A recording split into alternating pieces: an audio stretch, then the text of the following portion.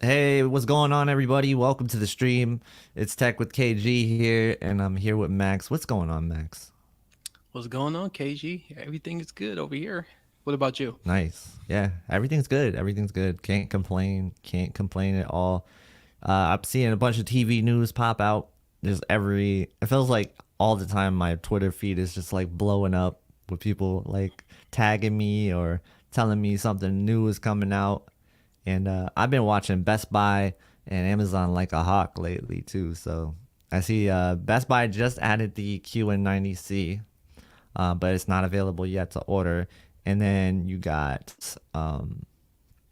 LG being added to Amazon, but again, that's not available to order either. But the 77-inch G3 was up for a little bit for 3903 or something like that, and you were able to pre-order it. So some people locked in that price. I wonder if Amazon's gonna go ahead Honor it. and say, yeah, they're gonna honor it. That'd be cool. That'd be cool. Um, Yeah, I saw that, and right when I clicked on it, it says unavailable. So I was like, ah, it's too late. I was too late yeah, because I was really going to get that TV, and I was going to do the comparison between S95C. That would have been golden right there. yeah. Yeah, I just want to say what's up to everybody in the chat. We got Hamza, um, we got uh, Jin up in the chat. Jin Arnav Poe. Is that like General Arnav Poe? Is that what that is? I'm imagining that. Because War is his middle name, so he's probably a general, right? We also got Preston. We got Stop the FOMO saying FOMO is my middle name. Interesting. Thought it was your first and last name. We got Ari in here. We got a bunch of people. So thank you for tuning in early to you guys. And we got more people rolling in. We got Classy in here. I see. Yeah, what's going on, guys? How are you guys doing today? Let me know. And then, what do you guys think so far of everything that's been announced? And what has been your favorite announcement so far? And what TV are you most looking forward to? I'll say for me, you guys got me having FOMO over this S95C. Like, I'm teased by it in Max's background right now. I'm like, all right, well, I need this TV. I don't know why I don't have this TV. So I'm trying to convince myself Yeah. not to grab it yet because I want to see it next to the G3 before I make that decision. Um. Well. You see? Did you see the sneak peek of that? Well, I sent you a couple pictures of sneak peek in the Oh yeah, video yeah. of the Mm-hmm. comparison between the X95K and S95C. So, and then of course, I did do a video where I was having issues with eARC. So, just had to throw that out there for people who are connecting this to the AV receiver. I had to throw that video out there just to get it out in the open. Mm-hmm. So that's the only bad thing that I ran into with the S95C. But it seemed like I don't know. Samsung is like a hit and miss when it comes to Mm. eARC and stuff. So A lot of companies are. Dude, I have really bad luck with eARC. So far, it's just weird how random it is. yeah, I've not experienced eARC issues on LG yet, and I haven't experienced it too much on Samsung, but I have experienced one issue, but that was more so on the Q90T than anything else. But yeah, my Sony is definitely giving me eARC issues all the time. So, yeah. So yeah, I just had to throw that video out there because I mean there is a other side um to the whole home entertainment. So you got the audio side too. So if people buying this TV and then get excited, plug it up to the receiver, and then they see the black screen just come up and randomly you just like what's going on, or the sound keep on cutting out, you're like what's going on. So I just want to throw that out there to people so to be hmm, aware. yep, yeah. Um, eARC can be a really troublesome thing. So hopefully they put out a fix for that, or it just fixes itself somehow. Yeah, You never know. You never know. Um, yep. yeah. A classy yeah, it's a earc issue, not a cec issue. Oh, okay. So yeah, so you I just making sure I'm clarifying CE arc. But yeah, so we'll keep it rolling. I just had to throw that to everyone and stuff. So, but besides that, the picture is it looks good. So I'm gonna be throwing some comparison videos between the X95K, and I'm kind of shocked about the X95K, as in like both of them go blow for blow, especially when as in brightness for the S95C is Mm-hmm. very comparable to the X95K, and then at the same time too on the X95K when it comes to black levels, yeah, I'm kind of shocked about that TV as well. So yeah, Yeah, so I'll send that out there to everyone. nice. Yeah, dude. There's a lot to unpack with that comparison. It's always hard when you're doing like LCD versus OLED because you usually expect like the LCD to be a lot brighter, but there's going to be scenes where it'll surprise you where the OLED actually does kind of go blow for blow with it. It's really scene dependent. Um, so, and I think you're seeing that firsthand. But like what FOMO showed, for example, that was really impressive. I thought that video was a really good demonstration of what QD-OLED can do now. So that's great. Like, I don't know. I think we're finally at a point where OLED is starting to catch up in those kind of scenes. And that's good to see. It's good to see. Yeah, we got a super Let's see. chat here already. Oh yeah, super chat from EHJ 23. Thank you. He says, "Happy Friday and weekend, Queens and Kings. Hope all is well with you and your families. Go Broncos. Yes, go Broncos." And yeah, I'm rocking it today. I'm representing today. Yep. Awesome, man. Thank you for that support. Much appreciated. So what I'm gonna do is I'm gonna share this LG website so that we can look at the prices again, because there's a lot to talk about with the G3 prices, and I don't think we really covered it enough. And we really haven't talked about the C3 prices either. I did a little short on it, but I don't know if too many people really watched that. So I'm gonna go ahead and link, share the screen, so we can look at that. So we're looking at the OLEDs here. Let's see. I really need like multiple monitors, dude. Oh yeah, it's a That would must, make this especially so much easier. yeah, especially this um type of job. I mean, well, I wouldn't say it's a job, but type of things that we do on YouTube. So It's a job. nah, well, I Yeah, mean, if you're not having fun, then that's what you start to right. call it a job. Oh, I guess I don't look at it that way. Yeah, I never looked at it that way. Yeah, I can I have look at fun this as and have a job at the same time. yeah, I look at this as having fun. So Yeah, it's definitely fun. There's no doubt about that. So we got the G3 here. We'll look at the prices on this first. Um, let's see. Is this big enough for you guys, or shall I like enlarge yeah, it? it's good. Yeah, it's good enough. Okay. Mm, now I need to shrink this side. Can I Actually, shrink yeah. this? There you go. That's good. Actually, All right. can you enlarge it So just we a got tad bit, or the enlarge it more. Yeah, we can do that. yeah, that's good. Probably like that. All Yeah. Oh right. yeah, yeah, that's good. That's good. Cool. So what we got here is the G3 prices. 55-inch is $24.99. Like that's pretty expected. I think isn't that about what the G2 launched at? I imagine that's what it was. Yeah. And then Yeah. 65-inch 34.99. Again, it's all like not a surprise. These prices weren't really surprising to me. I predicted them all except for 83. Got 83 wrong. I just thought maybe they would cut us a break on the 83-inch size because it doesn't have MLA. But I I got that. gave, I got the 83. I got the yeah, 83 right. Yeah, I yeah, did say you did. 65. I said, watch, they're gonna Yep, do the same price. yep, But yep. what kind of shocked me was a 77-inch more than anything else, because Hmm. it's exactly the same price as the Samsung S95C. I thought it was gonna be a little bit higher or lower. Oh, you thought it was gonna be higher? Yeah, I thought it was gonna be like a couple $100 more or a couple hundred Oh bucks wow. less than a 45. Yeah.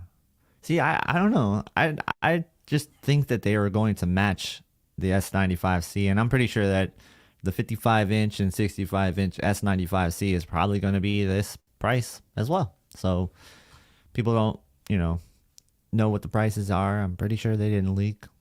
Maybe they did, but I don't think they did for 65 and 55 on the S95C. But I would imagine it would be this.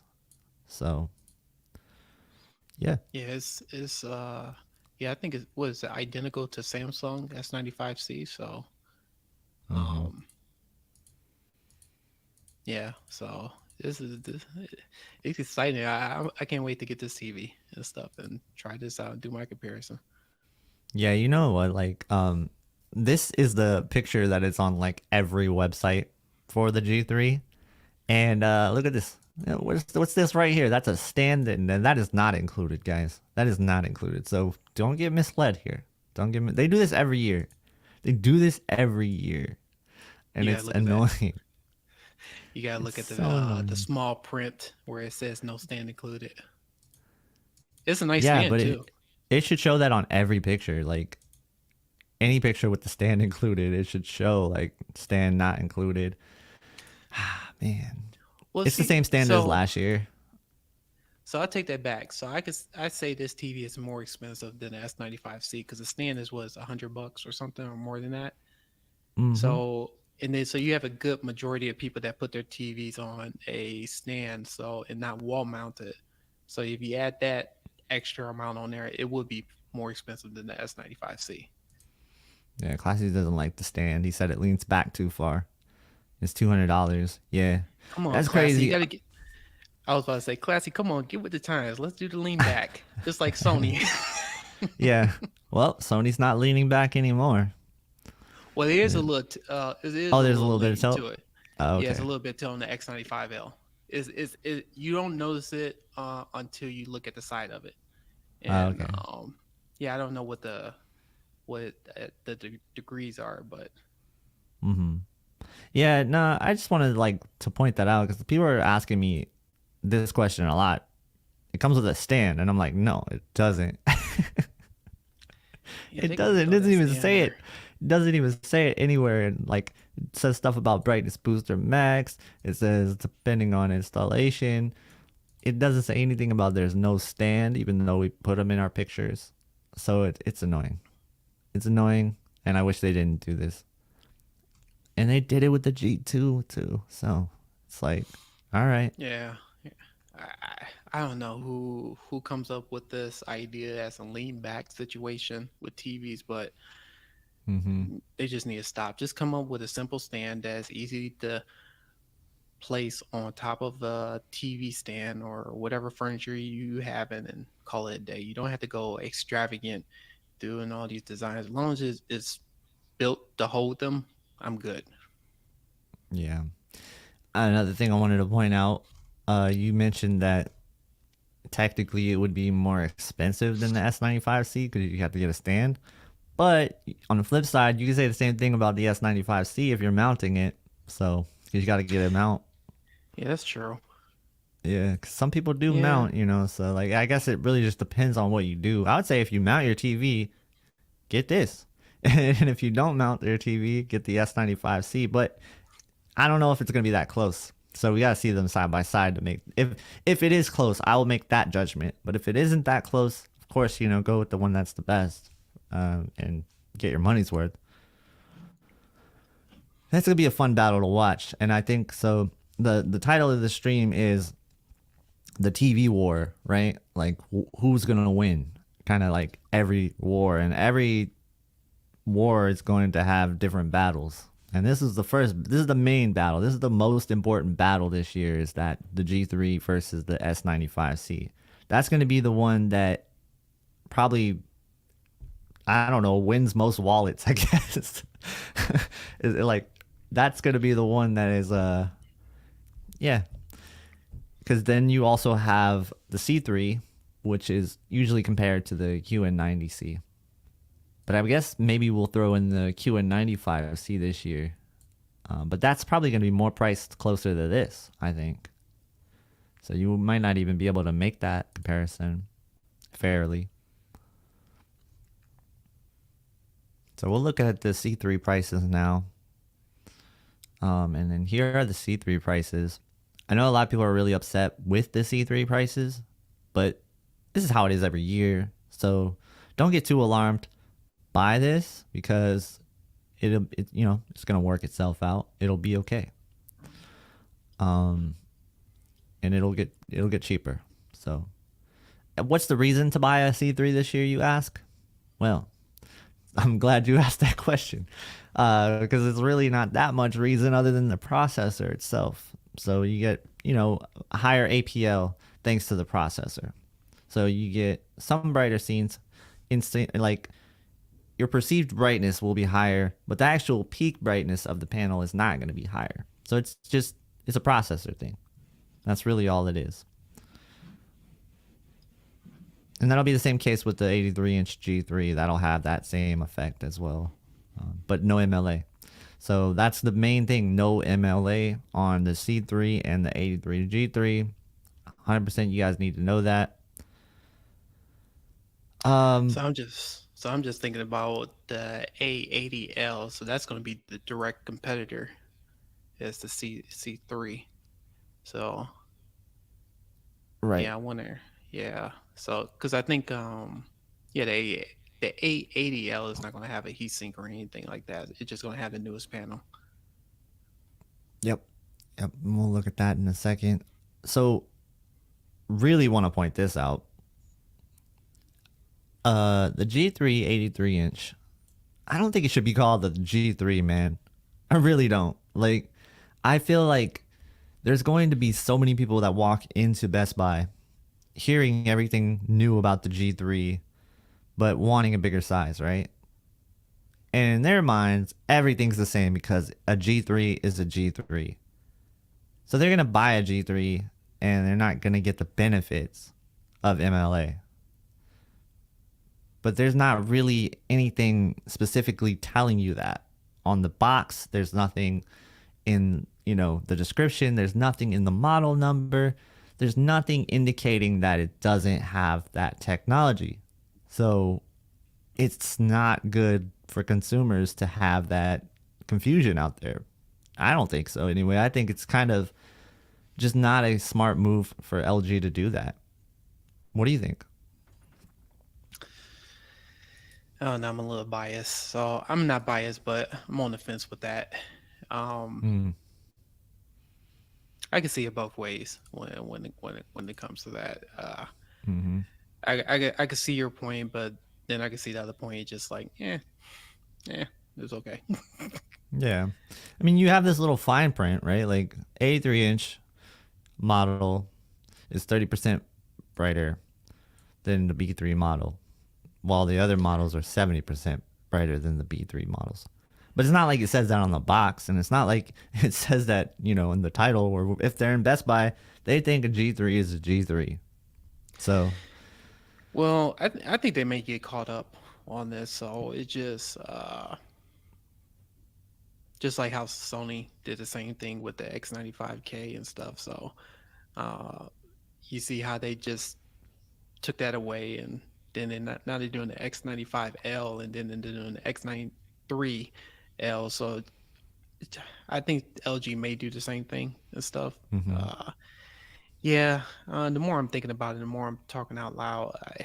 They do need to kind of like explain that if you are getting an 83-inch, then you're not getting the MLA feature, Yeah. because that's something that needs to be explained to people. But then the other question too is like, why are you charging such a premium for it if it doesn't have the MLA? Yeah, good point. It's just a tough sell to me. And I don't think many people are really on board with the 83-inch G3 this year. So, yeah, it's tough. That's a tough one. Let me hit this from FOMO real quick. He says, just got in the car, driving and listening. Happy Friday, y'all. And the TV review season officially begins today. Yes, sir. Yeah, I mean, technically, I guess it began like a couple weeks ago. But, yeah, TV review season is definitely like full, full. No breaks. It's coming. So it's gonna be great. We got the C3 coming. We got the G3 coming. We got the QN90C coming. We got the QN95C coming. We got the QN85C coming. Like it's all gonna happen like within this next month or two. So Yeah, and then and Sony then coming out Sony with is their gonna be mixed in there somewhere too. Yeah. yeah. The question is when they're gonna start coming out with their TVs. It's probably gonna it may be like late April, even May, when you start seeing those Hmm. start to twinkle in. But um, yeah, I mean it's great. I mean it's great for consumers because the earlier TVs come out during the year, the better they'll get discounts throughout the year. So like April, uh, more than likely around April, late Right. April, you'll see some price cuts here and there, a couple $100 when they may throw in some deals with like the sound bar situation. So Yeah, and that's another thing we'll talk about is the deals because we got to cover them. There's already some interesting ones popping up, but I would say like they're definitely not here yet for like last year's TV. They're kind of tame still, but there are some starting to trickle in. So we'll talk about that because I do think that's really important to buying a TV. Like if you're looking for last year's model, you need to watch the new models and see what they do, and then shortly after that, the older models will drop in price. So thank you, FOMO, for that super chat. Awesome as yeah, no, always. And then we got Travis Sylvania with the super chat. He says, "My 65-inch G2 is too bright. I have the brightness turned down a lot. I don't think people need to be worried about the G3 brightness. Happy Friday." Interesting. Yeah, I think that depending on the lighting situation that you have, um, you really won't complain about brightness with something like a G2 already. So the G3 just having just that much extra is going to be really impressive, I think, for a lot of people. I'm really curious to see it next to an LCD. I really am because that's yeah, where you can see the APL differences in some of those brighter scenes, and I want to see if it bridges the gap a little bit more this year. yeah, Because you could start to see that a little bit with QD-OLED last year. You could. yeah. This here is shocking. I had to flip back and forth between settings with the S95C and the X95K, and yeah, they going blow for blow with each other when it comes to brightness. That's something that people are into. So the CQD OLED to be as close to mini LED from last year Hmm. is great. It's great to see. It's great to see technology start to move forward and stuff. So Yeah. Nah, it is really cool, and it's starting to be closer now. Like I feel like last year, you could. I think you could definitively say that QD OLED, like single handedly was the better technology, like over every other TV last year. So doesn't matter if we're talking about the S95B or the A95K. I thought there was just a significant difference between those two technologies. Like, WRGB OLED just wasn't the same as QD OLED in a lot of cases. In the most cases, gaming really stuck out. That stuck out to me more than anything. But that's because QD OLED is like a really good TV for gaming because it can take advantage of some of those higher color things. Um, so you got more color involved when it comes to gaming. Not so much when you're yeah. talking about movies. So Oh yeah. Let me go ahead and highlight this too. Let me see here. Yeah, you do make a point, and FlyJock 7. I just want to throw that out there. Yeah, brightness is not everything, mm-hmm. but at the same time, they did do some other updates as well when it comes to picture quality. They did some update to the color, and then at the same time too, it's like people who are um, when it comes to the tone mapping and stuff, you get the option to use static or active for people who are into accuracy and stuff. So those are Yeah. kind of like the things I think is a great benefit for people who talk about Samsung all the time. So like I said, it's good to see that they're making improvements to that and stuff. So I know there still may be some issues with firmware, um, maybe down the line, but hopefully not. But it's just Hmm. great to see that they're giving those options out. And it's the same thing with LG too. I mean, I think LG is listening from the perspective that they need to push their technology as well. Same thing for mini LED as well. So Yeah. Yeah, and I agree with them. I don't think it's all about full screen brightness either. And for me, it's never really been. When I'm talking about brightness, I'm talking about how bright can those highlights get. You know, like that's the main thing for me. And I've always said this, like I don't think you can have too bright of a TV. I really don't, because you just picture yourself on the streets in like Las Vegas, right? If it's nighttime, you're looking at those lights. That's bright. That's bright. That's what I want my TV to look like. You know, I want that contrast there. I want the lights to stick out. I want that. But that's just me, you know. That's just my personal opinion. I give me that kind of thing. Like if I'm about to get hit by a car at night and those headlights are like really bright, I want that feeling on my TV as well. So yeah. yeah, I mean, and then also too, you got to think about ABL and stuff like that. How they're addressing that, and then other features as well, motion, colors. I mean, it's numerous things that they can do improvement on, but it just from this year on the S95C, I do see a big improvement from the S95B before the whole firmware situation that was going on. So it's Mhm. just good to see that and stuff. And then LG too. I haven't seen the TV, so I can't really speak to it. But to see Yeah. that LG is, taking a step forward as well too with their technology, it's just good overall. So Yeah. Yeah, nah, it's I think this year is going to be a really important year just to see if LG can kind of bridge that gap.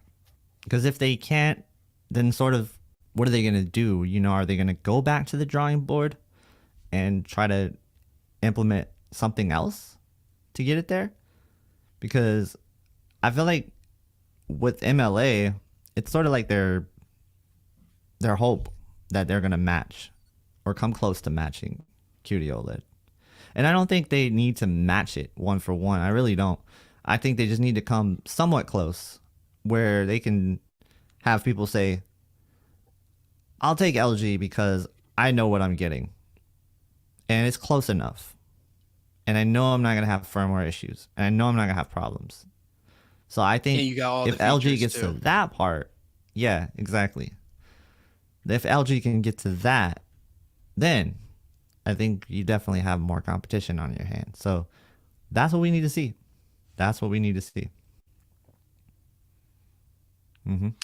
Yeah, so I'm excited for all technology. I am even excited for mini LED. I want to see what Hisense is going to do with their TVs and stuff. They claim they're going to be the king of mini LED TV. So I'm kind of curious to see how that's going to look.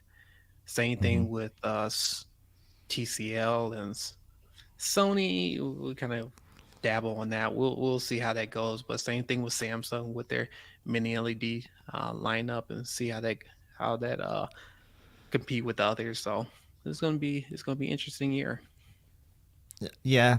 And I think one of the biggest bummers that we got this year though so far was that statement, and it seems to be true, that the S95C and the S90C are going to be different and software restricted on the S90C. Mainly probably because, and this is speculation, probably that they're going to use the older panels on the S90C, what they have And left over, so that they can make use of them. that is terrible news. And then that would take Yeah. down the 77-inch via software, which you'll still see benefits with the 77-inch though. It's still going to be like you'll definitely be able to tell there's a difference. But if you're software restricted with like brightness, things like that, whatever they want to do to software restrict the S90C, that's going to be kind of, I don't know, it's just going to feel bad. It's like with the C1 and the G1, right? You had the C1 that kind of went into a G1 type mode, and then they took that out. They were like, nah, you can't do that. It was like a service menu hack. Um, Mhm. but now that's the kind of feeling I get. It's like you're taking away something that is there with the 77 inch. So I don't know. I think if they just left it alone, the 77 inch, I mean, people would give them a reason to buy it. I know, like, if they're gonna have to do 55 and 65 like that, that's understandable because they're gonna have the old panel with the new panel on some. Like, if it's a panel lottery, you don't want one to be brighter than the other. One, it's just gonna be weird when you're talking about firmware. But if you have a dedicated firmware for the 77 inch, for example, and it's just gonna be the same for the 90C and the 95C, I think that would be a better route for them to do. I, I I mean, for marketing, well, not marketing, for business wise, it makes sense for Samsung because they don't want to have the same when you have a higher tier TV that has the same picture quality, same brightness as a lower tier TV. So I think Samsung finally got to a point that said we can't do that. He said we Mm-hmm. even though they're charging a premium for like, hey, there's one Connect box, but you get the same exact picture. More than likely, 9 times out of 10, people are gonna go for the cheaper route because you get in the same picture. So that's why Samsung is saying no, we can't do this anymore. So we gotta change that up. Yeah. It was the same thing with LG. If you think about it, LG before they put the whole heat sink, the Mm-hmm. what was it, the G1 and the Yeah, C1 that's what I was were, talking about. yeah, just so identical and stuff. Yep. So except Yep. for Software one, you, restricted. It sucks. yeah, it's just a wall mount. Yep. Yeah. Let's see.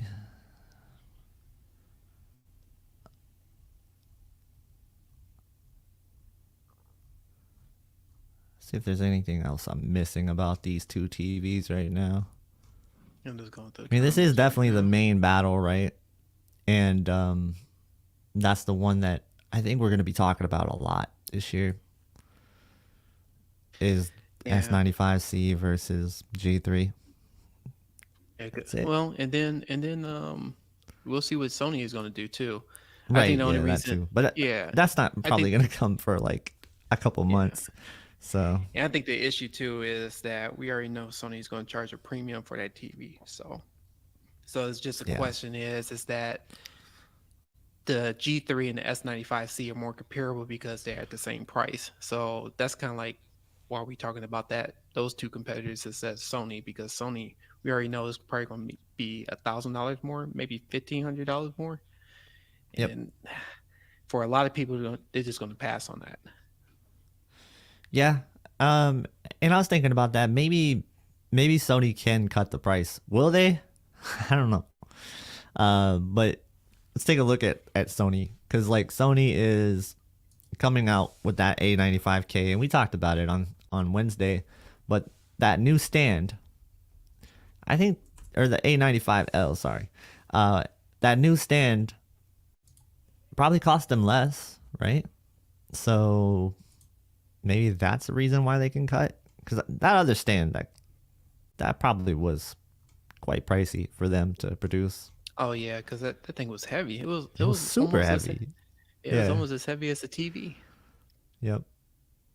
Yeah, that stand was I mean, if you wasn't wall mounting it, then yeah, it didn't matter. But it's like for people who put it on a on a TV stand and stuff, or whatever the furniture that they use to put a TV on, it's um yeah, I don't know. It's either you love it or you hate it. It's not like in between. So Yep. And hey, Dylan, thank you for showing the love, man. Super chat. He says might end up a great win for LG with the S90C being limited. G3 likely to be the same price after a month, be brighter, Dolby Vision, and no firmware games. Yeah, maybe. But I think if the G3 drops, you'll see the S95C drop with it. So I think we got to compare the G3 mainly to the S95C, especially since they're going to launch at the same price. I think that's fair more than anything. But you can also compare it to the S90C too. Now, what I'm curious to see is like when I put up the G3 next to the S95B, like are we gonna see, you know, are we gonna see it be close? I That's what don't I'm know. curious to see. Yeah, that would be a good comparison right there. And then Hmm. and then high def news. Yeah, I think you're right. I think the stand could have been heavier than the TV. So yeah, that Dude, stand was confirmed. it was pretty heavy. Yeah, confirmed. It fell off of my well, like I put it on the edge of the table while I was trying to take out everything from the TV box, and it fell and made the loudest noise, like the loudest noise ever when it fell off the table. I thought it was gonna fall through my floor. That's how loud it was. It was Yeah, crazy, man. That's probably the heaviest TV stand I've ever dealt with. And trust me, LG had some heavy TV stands. They're old. They're old C series. I hated that stand. I hate it. Still hate it. yeah, but Sony is notorious with their stands, especially when it came to that Master series. They always like to do something unique. It didn't matter what it Yeah. was. I think the only stand that looked regular was I think the J line when Mm, 2021, where it was just like how we was looking at right now yeah. with the regular stand, and it just seemed like before that and after that, it's just like I don't know what Sony was thinking. Yeah. Yep. Dude. All right. This is kind of funny. Look at the premium remote. The easy wipe to always stay clean. But you know that their other models have that stupid high gloss, and you cannot keep those clean. So I think that's kind of Yeah, like they're trolling here with this. Sony is kind of yeah, trolling with this that's image. I don't know what the thought process with the Yeah. glossy remote on the lower tier models. I don't know this stuff. This It's design though. it looks pretty soon. I mean, the back of it looks the same, but the stand Yeah. part is different. Yeah, Yeah. so I would say it's funny also they did the eco thing, right? Like they're like, yeah, we're improving the eco, but have you seen their TVs last year? How much plastic covers they have on their TVs? They have like I was like, what am I supposed to do with all these plastic covers? I didn't even use any of them because who's looking at the back of your TV? Like I never got that. I never used those covers. I think they have yeah, they always gave like sat in the box for me. yeah, it's like 4 or 5 covers. They say you want to hide your wires? Yeah. Oh yeah, we're Yeah, trying to save the planet. So yeah. yeah, It's weird to me. yeah. Well, and then I think I was just kind of like the more I think you as you was scrolling down here, I'm just thinking with the EU law that was passed down because of the energy efficiency. That's why you Hmm. kind of see them kind of like doing this little marketing scheme with that. Yeah, Um, and and eco especially cells. yeah, Yeah, but at the same time, just give me the option to just say no. right, I mean, which they do, but that's why I'm kind of like wondering is that the reason why they didn't come out with their AK Z9L right. is because they just don't want to deal with That's what Vincent said. Vincent said that. yeah. Um, well, maybe Vincent did say that. Maybe that was Caleb. One of them said that. I watched their videos at the around the same time, so it might have just blended. But one of them said that for sure. They cut the 8K because of that. They could have easily They could have just wait like like worked around it though. Like that Samsung worked around it with like yeah, it's a workaround by putting the setting. Just put like yeah. full eco settings in there, and then if you want to disable it, just disable it. Just knowing that you're going to be using more energy when Mm-hmm. you disable them and stuff. That's all they had to. That's all they had to do. People just talk about no, they need to do this and this. No, Yeah. all they have to do in software is give you like 3 features on equal saving, and you're good. That's all they need to do. I wonder if I wonder if like Sony saw that video about Samsung and the Eco and like they're 8K OLEDs or 8K LCD TVs, and they're probably like, "Oh dang, we could have did that." You I mean we could have did that? you know what's interesting? I said this last year, and I really wish we could kind of like do a recap on that. I kept saying, everybody kept saying to me like, no, no, they're gonna nerf these TVs, and I Yeah, said, no. Only thing they was going to do is they're going to add some extra settings, which Samsung probably heard me do, because I do software stuff. So, yeah. and that's always my workaround and stuff. I Hmm. said it's pretty easy to do, for developers to do. It's like, Oh okay, yeah. we just put this extra features to it, and we'll just lock it down. And then if the customer want to change it, that's up to them. And then Capono says, "Remember when Samsung sold the 55-inch 8K TV? Yeah, they did last year. They had it last year too. They have a 55-inch 700B, and it's 60 hertz. Yeah, it's pretty bad. It was a head scratcher for sure. Um, Let me see. Is there? I guess is there any questions? I'm just trying to see yeah, if I you can guys have scroll any through. questions on like the QD-OLED versus the G3? Like those are the main battle. Because I'll move on to the next battle if you guys don't. Because we have more battles here. And then we'll also take questions too. It's kind of a open Q&A in a way. We can get to your questions if we see them, or if they kind of fit what we're talking about. But we'll have more of an open Q&A a little bit later in the stream, where we definitely will just tackle every question in the stream.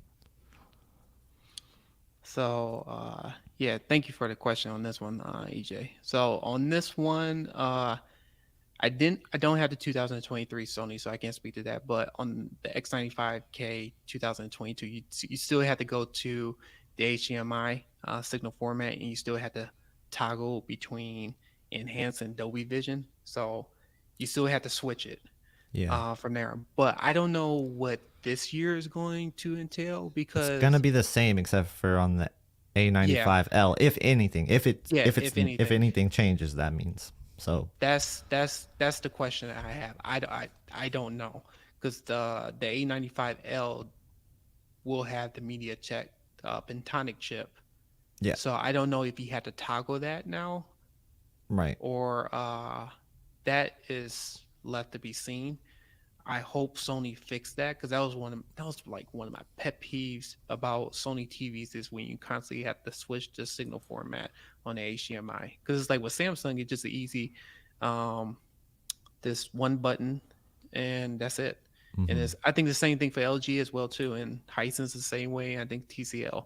I just don't know why Sony is the only one that has so many different options. He said, and from enhanced BR, just enhanced, and then you got enhanced Dolby Vision, then you got standard. Which who's going to use standard? Yeah. Yeah, that's a good point. I think it might change in the A95L. I would imagine with the new chip, but there's no confirmation on that. But all the other models will be the same problem, and that is definitely annoying.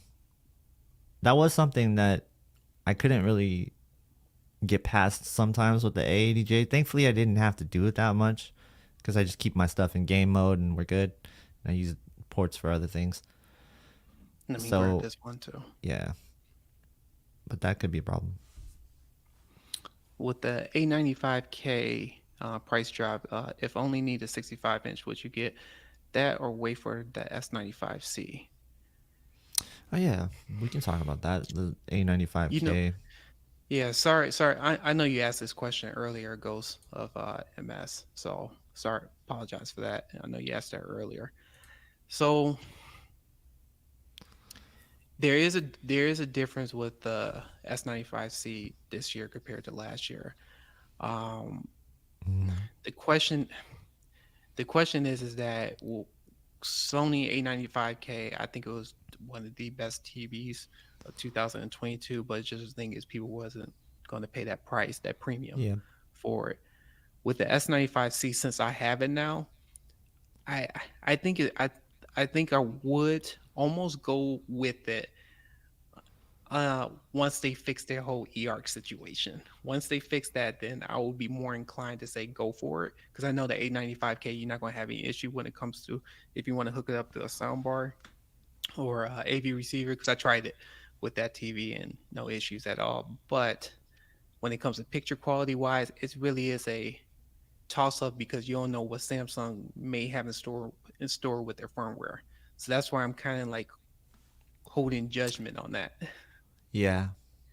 No, that's a really good point. When you're looking at last year's model, you have to remember also it's the first generation QD-OLED versus the next generation of QD-OLED, and there's going to be differences there in the technology and everything. Looks like we got Classy.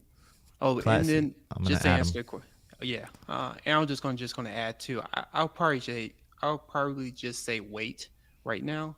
Hmm. I don't think the A90K, excuse me, A95K is gonna be sold out anytime soon. No. So I'll probably just wait till you see more reviews, and then other situation as in to make a decision. Yeah, definitely wait. Doesn't hurt to wait. And then we add Classy. What's going on, Classy? How you doing? What's I'm going just on, driving, Classy? so I'll just stay on mute unless someone's got some questions that I can answer. So Okay, cool. Cool. Yeah, that sounds good. I think it was So another yeah, we question. just You had a super what's up? chat. You had a Oh, super okay. chat. Thank you. GWJ. GWG. JWG. Oh my gosh. I can't read. I do that Uh, all the time, so you're not the a- only one. any news on release dates for the 65-inch S95C? We don't have anything specific or official yet. So I've heard that it was going to be late March that these are going to start popping up. But again, nothing specific. So, you heard anything else about the 65-inch S95C Classy by any chance? nothing new. Think it's. I think I thought I remembered something about 2 or 3 weeks away, but Yeah, that's what that I could thought have too. been up for the S90C. I don't remember. Yeah. Yeah, same here. It blends in. I believe Robert said it on FOMO stream, but I don't remember if it was Yeah, the that's what I thought. 90C or the 95C. So, yeah, cool. I saw the mouse was asking about the AADL if it could have MLA, and No, uh, no. that they're marketing a 10% brightness bump, which basically puts it back where the A80J was. Mm, So yeah. you basically get an A80J with the new software features. That's about it. Yep. There's another question too. Yeah, go ahead and Um, highlight whatever you want to. if I could find it, I just missed it. Oh, here it is. Thanks Ari for the question. KGR Max, do you think that the LG G3 A9 Gen 6 processor better or equal to Samsung S95C? Who has the better processor? I, That'll be tough to see. that's a good Yeah, question. we're gonna have to see. Yeah, we're gonna have to see. I'm assuming I will go with LG on this one. Because it seemed like they've been improving greatly, but at the same time I didn't see it.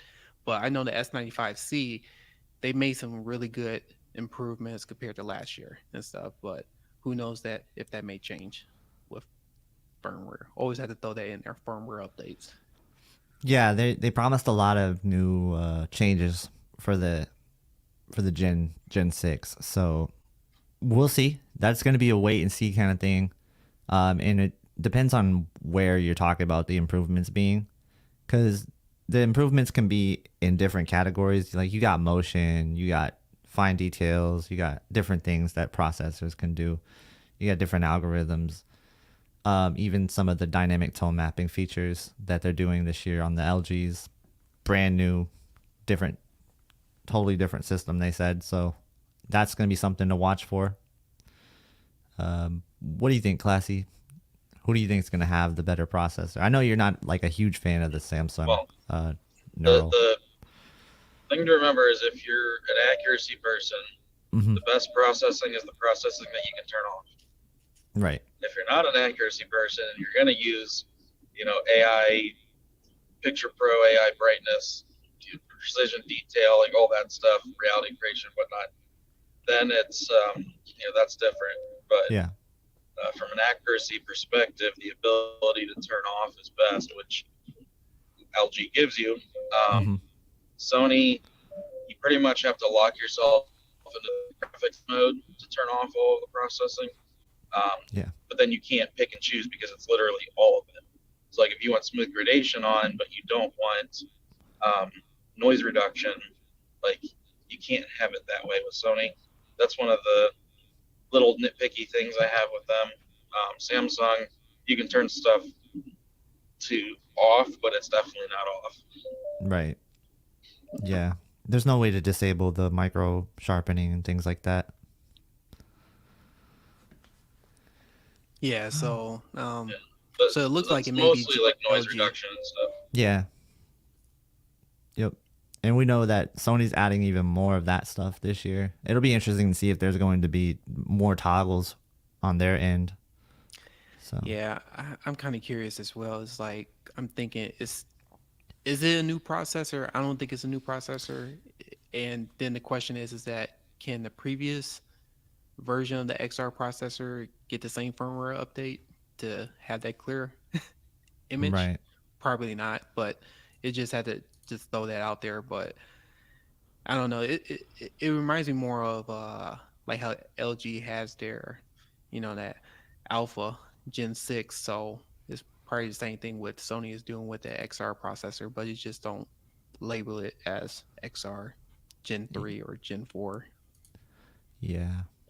Yeah, so is it a new processor? That's the thing. They marketed it kind of that way, at times, but they've never like specifically said this is a new processor, like in the marketing. Which is when confusing. it comes to the actual like, paperwork and all the pictures that they show, but on stream they've said multiple times with our new processor. So it's like, all right, It's I confusing. don't know. Yeah. It's like one Are you person. talking about Samsung? No, we talking I'm about talking about Sony? Sony. Oh, Yeah, Sony, 'cause- yeah. Okay, yeah. yeah, So 'cause- the actual physical hardware hasn't changed. It's Right. the tuning and the things that the processor is allowed to do that has changed. Okay, so similar to last year. I would say maybe a little bit different because last year when they said they retuned the XR, it was specifically just that like any specific model you put it on, they're going to have to retune like how the backlighting works with local dimming, things like that. So like it had to be done for backlight, master drive, whatever. And then we saw what happened where the local dimming algorithm was completely different, where it was now lighting up neighboring zones to what needed to be lit up, and that's what caused the problems for them. So but them just saying that they've updated it doesn't mean they've made it better. It just means that they had to retune it. This year they're actually adding features to what the processor does. So while the hardware is not different, they did change more about it. Right. Yeah, nah, I think you're right, because that is the biggest thing that they changed last year was they added that series with the backlight master drive, the whole mini LED. So, and you were explaining that last year, that's probably what it was, and I think you're spot on there. Let's see. You do have a super chat. I do. Yeah. So let me hit that real quick. So Dylan Sharp, thank you for the super chat. He says, it's examples like FOMO's flower scene that make me hesitant about Samsung's dynamic tone mapping. If it'll sometimes do that in other scenes, it hurts that HDR impact pop. Are you talking about like when it clips? Is that the specific example he showed? No, he's talking about where, the flower thing, what happened is because when you have the dynamic tone mapping on, or you set it to active, it is going to raise the EOTF. So those red flowers that which would typically be darker are now pushed to be brighter than what they're supposed to be, so that you lose the separation and the contrast with the yellow flower. And that's the problem of when you lift the OTF. Yes, things get brighter, but you actually lose dynamic range and contrast when you do that. So that's just one of the side effects. Like you can't have it both ways. Yeah. So it's like when you raise that ST2084 slider playing games, for example, like you'll see some of the colors do get washed out, things of that nature. Yeah, because I mean, no matter what, you're going to have the peak brightness areas of a scene, and if you start increasing the brightness of everything else, all you're doing is closing the gap of one object to the brightest. So that's decreasing your dynamic range. Now it is making the overall image brighter, which is good for a bright room, but some people just like the entire image to be super bright, or they do have to overcome a light or something. So that's really what it's for. But yeah, that's the trade-off when you enable dynamic tone mapping. Yeah, no doubt. It's a good way to explain it. I think most people will be able to understand that too. So yeah, thanks for laying that out there. You have another super chat. Oh, we got another super chat. All right. So we got a Sender Prime. I started it. That was throwing me off because you put the star on it and it like colors it a little bit. Sorry about that. No, that's cool. It's cool. I was looking for it. I was like, what is it? I try to organize it. Yeah, try to organize it for you. Thank you. I see Capone's talking about the Samsung retaining picture settings. Last year, early, that was an issue with all the models. With having the QN90B right now, I haven't experienced it changing picture settings, so I'm guessing one of the firmware somewhere, they probably did fix that. Max, have you had any of your picture settings change at all in the S95C? So I have to play with it a little bit. I know that when I was switching out HDMI inputs and with different HDMI cores, I know I had to reset a lot of the settings. So I kept my Samsung offline, so I haven't touched anything. So that's one thing. But I have noticed that some of the settings haven't been sticking. But I think I just need to play with it a little bit more and stuff. I think it was just me just switching out the inputs that was kind of throwing me off. So I don't want to confirm that yet. Yeah, and I also recently discovered too, the gamma setting for game mode is tied to your movie or filmmaker mode, whatever you're using. So like, say you're using BT1886 in filmmaker, and then you have auto game mode on, and two in game mode, you can't do that. I think that's been like that together, which is I think that's been like that for a long terrible. time. Yeah, it's the same thing on the S95C. It is on the S95C. It's the same way, because I noticed when I do some settings. Yeah, I just discovered it because of the firmware update, like messed up game mode gamma and SDR so much with 1430 that I was playing around with it more, trying to figure out some way of getting it somewhere normal and not broken, but pretty much no matter what, it's broken right now, at least on the last year models. Hopefully the S95C won't have that problem. Yeah, we'll see. They might have to do some sort of firmware for it, but I can't remember, but I feel like it's been doing that for a long time. Like, I think they're always tied together. I think you mentioned this before, Classy, like when Samsung, when you was reviewing it last year. Yeah, I might have, and then like it just stuck out more, because normally with the LCD models, you should use BT1886 for everything. But with I don't know if you saw my QADB video today, it showed how terrible the gamma ended up with the new update. So I was just trying 2.2 to see if it would be not broken in 2.2. And then, you realize switching back to Filmmaker, well, now Filmmaker's in 2.2.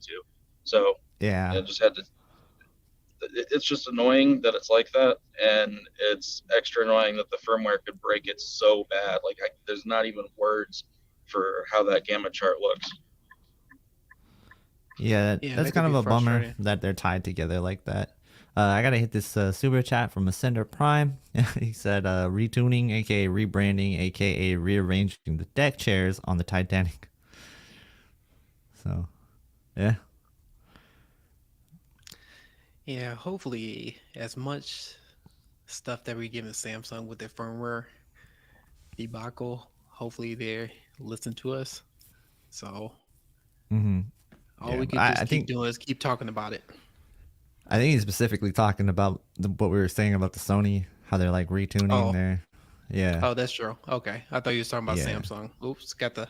I think some people are a little down on what Sony's announcements were.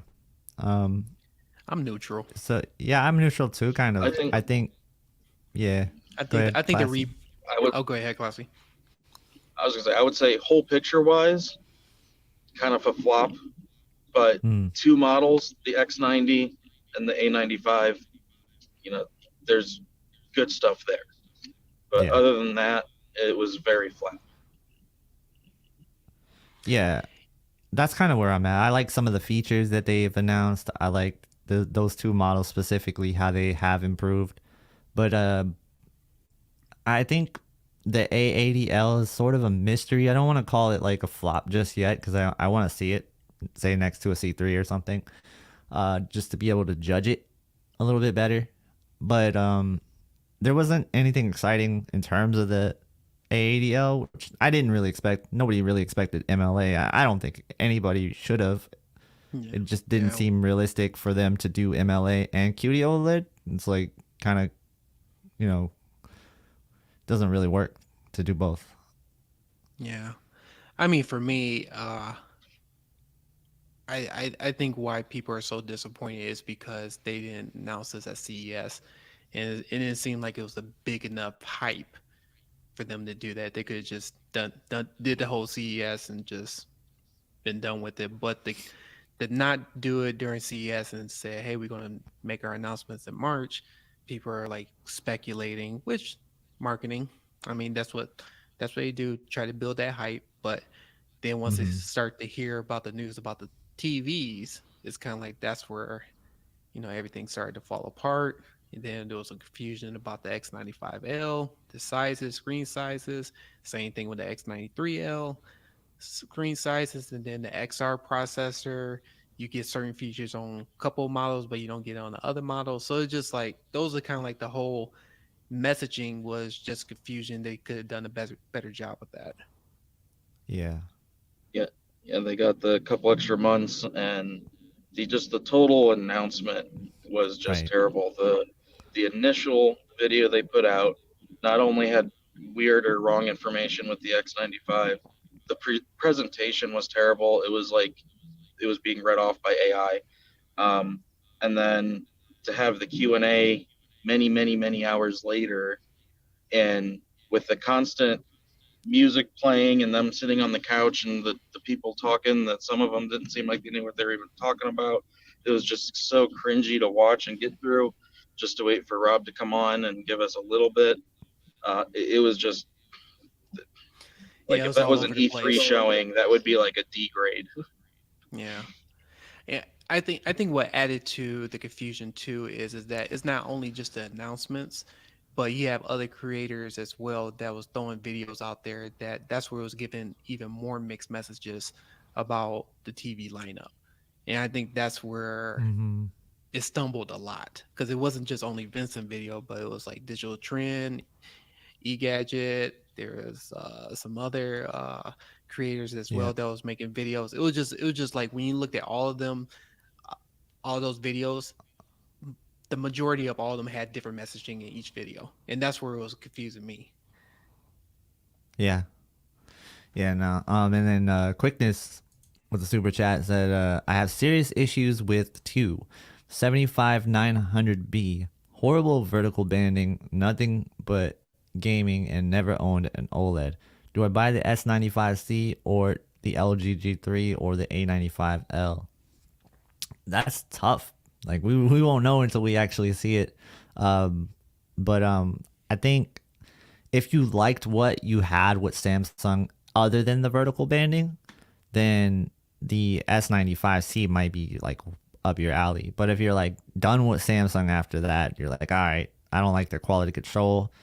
You don't really have to worry too much about the actual like panel uniformity being an issue with any of these QD OLEDs. So vertical banding bothers you, as you can maybe still get that a lot higher chance of that on an LG OLED than a QD OLED. I haven't seen too many examples of vertical banding on a QD OLED. So if that is something that could bother you, then maybe stick with the S95C or A95L for that decision. But we'll see. We don't know See, yet. when it comes to the vertical banding thing, there are plenty of out there. Like I had three QD OLEDs. One was good. One Mm-hmm. I would call average, and the A95K was pretty bad. And you got to Oh, remember there are far, far, far less QD OLEDs out there than WRGB, and people yeah. complain when they have something wrong. So you're gonna see a lot more. So Right. in actuality, I would say chances are most people are going to have a panel that's good, and if they don't, they can swap it until they do. So it's not that much of an issue that I would Mm-hmm. be concerned too much about that. Either way, whether it's QD or WRGB. But Right. WRGB, at least at this point, the color tinting, that's the biggest problem for that. Yeah.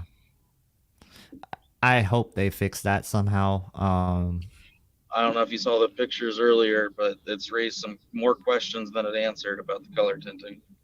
Oh, really? No, I didn't see these Yeah, pictures. Johnny Archer posted some pictures, and or John Archer, and yeah, it's like the severe off angle doesn't have the pink tint or like noticeable pink tint, but it does actually look like it might be cyan tint now, kind of. Oh, Like there's too many questions, but the on angle, like if you're just bobbing your head around, moving a little bit left and right, like it looks like that tinting is still there, but it's only a couple pictures, so it's really hard to say. I've right. lowered my expectations. I hope that they got it completely worked out, but I'm going to predict that it's a lot better than before, but not Mm-hmm. as clean as QD-OLED. Yeah. Yeah. Hopefully, there's no new color tinting issues. um. Yeah, it's always going to be something. So, um, Yeah. we'll see. I mean, once the TV officially comes out and stuff. So, Yep. All right. So you guys want to like try to guess the price on the Sony TVs? Let's do it. are you about to put a? When you going to put a Guess poll that up, or price. or you just guess the price? Okay. Now we're just gonna give our individual guesses. I'll let you guys start. I I I will say I'll go first. I will Okay. say 5,500. Reason being is because I'm thinking about last year. It seemed like it's always $1,000 more than the Samsung model. So if it's $6,000, they better have a very very very good reason why it's $6,000 and stuff. But I stick with 5,500, and I'll throw in a Hail Mary to say worst case scenario 6,000. Yeah. Yeah, For the I 77 don't inch. see it being 6. I see it being probably 5, because by the time they Ooh. launch in July or August, the S95C will definitely be 4 or less, and then the G3 will likely be 4 or less as well. So there's no way they're going to 6. I think it's going to be 5, but 5,500 is also a possibility. And Mm. I could also see them doing something like it's 5,500 for the first 2 weeks, and then here's $500 off. But classy, you got to get that camera. That's the best thing in the world. That's why they're selling it for 5,500. The thing that never leaves the box. Yeah. Dude, That camera I is didn't worth even it. cover it in my review. Oh, what? I gotta stop talking about the camera because I Yeah, had you're to. gonna get disconnected. But computer may crash. Who knows? I'll stop talking about the Sony camera. But that's that So you premium. think 5,000? Classy. Oh, I think street price within a couple weeks of launch will be 5,000 if it doesn't actually launch at 5. Because like I said, Okay. we all know that the Samsung and LG are going to be battling for price for a Yes. while. So by the time Sony comes out, which we're predicting late July, early August, if they're going to have any hope of actually moving any of them relatively soon at launch, it's going to have to be, I said, like 5,500 most at launch, and then 5 not long after, or just launch at 5. Yeah. Because realistically, there's not a whole lot that would increase the price over what they did with the A95K. That's the thing. It's Sony, so that's the way I look at it. I don't think they care, and the fact that they don't have any other Master Series, I think that alone Well, it didn't say can it's a Master justify them. Series. Yeah, Yeah, I they think did. they finally dropped Master Series. Yeah. No, they definitely call it the Master Series. Yeah, They I got didn't this see little anything thing about it right but here. I mean that. I think most people at Where's this it at? point know that Master Series just means you get the Right. backlit remote. That's it. Yeah. Yeah. I have it's on my slide. They actually have it in like the thing. I thought they dropped it too because they don't really talk about it that much. Yeah, But it was 'cause definitely you- there. Maybe they just made the conscious decision to drop it after they made the slide, and they're like, all right, maybe we shouldn't call it the Master Series no more. Yeah, the only thing I could see as a future wise is, I I guess the MediaTek Pentonic chip and stuff. Even though I don't think that's too much of a upgrade, in my opinion, because I mean benefit to it. I want to say, because it's like what they showed that wasn't really all that. Oh my goodness, I got to get the X95L and stuff. So, Right. but Yeah, yeah, and remember, Okay. last year, sorry, it was the S95B and the A95K. The Sony was 1,000 more, and then this year the S95C is a more premium, stepped up, more expensive model than what we had last year, basically. So having that One Connect box, the design, all that increased Samsung's price. So Sony can't really justify that $1,000 difference over that when Samsung moved up a tier. So that's another reason that I think to be any kind of competitive, it's going to have to be no more than 55 and really at 5. I do Yeah. gotta highlight this one. Go for it. This one. I'm just searching. Go for it. Yeah, so Kamara was saying that he said, I don't know. He said the A90J 83-inch was 8K, which that's very valid when that TV came out, because I think that was one of the ones with But the that's first because heatsink. it was the only in the first 83 OLED. It was by itself for a while, and there was nothing for it to compete with, so they could price it however they want. and And they had then the heatsink LG, too.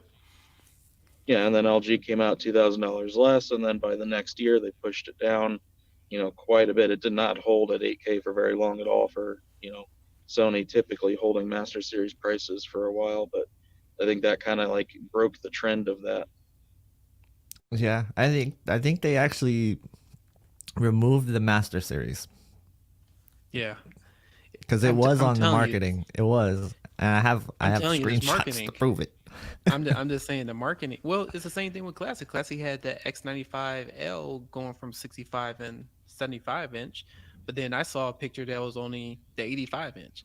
So it's just like, and so this is kind of like another thing is a little bit frustrating is me just telling it like it is. They had so Mhm. many months that led up to March announcements. They could have easily fixed all that before they did the announcement, but it's just like, when you had that miscommunication like that, that's what leads to frustration when you do stuff like that. So, Yeah. Whoa. oh, I gotta you hit gotta this. Hit this one. You gotta hit this one. Well, Quickness, before you thank do, you. I gotta get back to work, so I'll be listening. Okay. But talk to you guys later. All right, All Classic. right, later, Have a good one. Classy. Take it easy, man. Man, thank you, Quickness. yeah. This is very generous. He says he had a Q9 FN that he loved very much for 5 years, then upgraded to 8K Q900B. Loved the brightness and upscaling, but vertical banding has been the game breaker. Gaming every day for hours on this TV. Scared to get an OLED with retention. Love all your guys' videos. I would say don't be afraid of the image retention thing for OLED. Like, the burn-in is probably one of the most overblown things about TVs. I have had this 48-inch C1 on the StreamYard thing. I've been running StreamYard on it. So I've been streaming on it every week. I play games on it every week. there was a couple times where I've actually played hours and hours of the same game, and one time I actually left my computer on overnight and it was still on the game menu, and I woke up and it was still on it. So I was like, things like that even don't really affect it. Older OLED TVs were definitely a concern. Um, and I would say to this, I don't know that you should be too concerned about burn-in if you're typically alternating your content. If you're watching a lot of movies, playing different games, you should be fine. Like, ultimately, you should be fine, and I don't think you should have any fear of OLED. Yeah, I absolutely agree because I have a Sony A9F, and I think I did an update last year about burn-in, and I forgot how many hours I have on that thing. And I have kids, and they watch shows with low static logos on there for hours on day, and it got to a point that I was like, oh yeah, I'm definitely gonna have burn-in on this TV. None. Mm-hmm. I used to baby it. Like I used to do the slides every day, and I got to a point that I said, you know what, I don't care, and no burning at all, no dead pixels, none of that stuff that is happening. But I get the hesitation of people fear of going that route. But the QN900B is a great TV. I hate that you went through that issue. I could tell you Yeah. from my experience between both TVs, because I had the QN900B as well, and looking at it between the S95C, like I said, both of them are very comparable. I think the only difference is that you do have a little bit more detail on the QN900B, but Mm-hmm. I think the S95C makes up a lot for against the QN900B, especially when it comes to, I think, motion, when it comes to absolute blacks, and even the brightness as well. I think they did a really good job with that too. So, Yeah. oh, he have another super chat. Yeah. Thank you for, he said he's playing Destiny for 8 hours every day I for a know. month. So, like, I definitely get that. There's a couple of games I frequented for 8 hours a day. And I'm not proud to admit this, but I used to play Madden a ton for a lot, like a long time, long periods of time. And I would sit on some of like the Madden Ultimate Team screens, like in the auction house and stuff, and my coins were in the corner of the screen. And that was on my LG C7, and that had burn-in issues, but I never once burned in that screen. The biggest issue I've ever had with the C7 was typically just like a logo, not a logo, it was just a button from an app burned onto the screen. Just a red button from an app. Nothing related to gaming. Can you have issues with gaming? Yes, but I think most of those issues that they had in the past regarding that kind of thing are more so a thing of the past. You really won't have too much issues. Classy plays a lot of Destiny, and yes, he is in the chat talking about it. So, Yeah. I um, mean, I but he play. I plays a used to lot play of Destiny Destiny. too. You play a lot of Yeah. Destiny, Yeah, I used to play a and lot of Destiny too. I'm telling you, it's not an issue, especially what they have done since. I mean, like even last year or even this year, it's like you don't notice it, but they have pixel shifts within the TV that you don't notice it, but some of the but you can see in the back end that they constantly shift the pixels every now and mhm, then while you noticing it, and so to prevent that burn in. So it's like there's a lot of things that what LG is doing, Sony is doing, even Samsung is doing as well, yep, that to make sure that you don't get that. So I really get the hesitation because I was on the same boat too because I didn't want to get OLED when I got the Sony A9F. I was really going to go ahead and just get myself like a LCD TV, but something just told me just to go ahead and just try it out and see what happens, and I never had an issue. Same thing with my A90J. I have that in another bedroom, no issues at all. So yeah, and I just also wanted to add this. Classy was playing Destiny, and he probably disables the whole ABL, and he probably disables all that stuff, right? Like he probably disables all of the logo dimming options. And so if you're really nervous, you can just enable the logo dimming on high. Like if that's something really like bothers you, you will have your screen dim a little bit, but I doubt you'll notice it while you're playing a long gaming session. Because I do think like when the screen dims from playing games, you tend to not really notice it unless you're looking for it. So for that, I don't think it would be an issue. Um, the biggest thing I think you would be missing if you went to an OLED, and the thing that would probably bother you more than anything else, is the fact that you will just have a different experience entirely in terms of like the brighter scenes. Like you may notice that it's not as bright in certain scenes as it used to be with your 8K LED TV, and you know those things are super bright, so you're used to that brightness.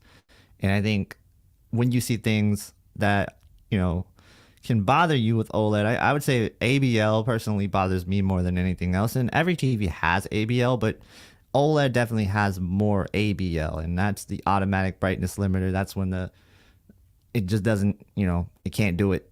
It just can't do that brightness, and it's like, okay, I can't do it, so the screen gets dim, and that happens. You will notice that. That's one You'll thing notice you that. will notice, and so that's the biggest difference with the mini LED. Because he have another question too. Maybe you could pull that up, or I could pull it up. Oh right yeah, now. go ahead. Yeah. So Yes. this is going to be kind of like with the S95. If I didn't see the S95C, I will absolutely agree about the HDR punch impact with the QN900B.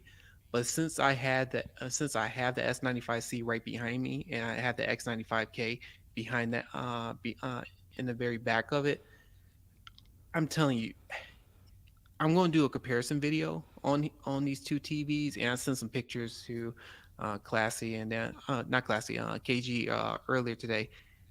Samsung has done, it's very close. It got really close to what mini LED TV of last year. And even if you watch FOMO's video, and I think he had the Hisense UAH comparison, and I'm the S95C has, like I said, they stepped it up when it comes to the brightness and stuff. I think the issue you will have is the ABL, because at certain times when you're gaming, and or if you leave it for a long periods of time, yeah, it will get dim. That's the ASBO. That's the ASBO. Excuse me, yeah. the ASBL. Excuse me. Thanks for correcting me. The ASBL. Yeah. Yeah, you will notice that.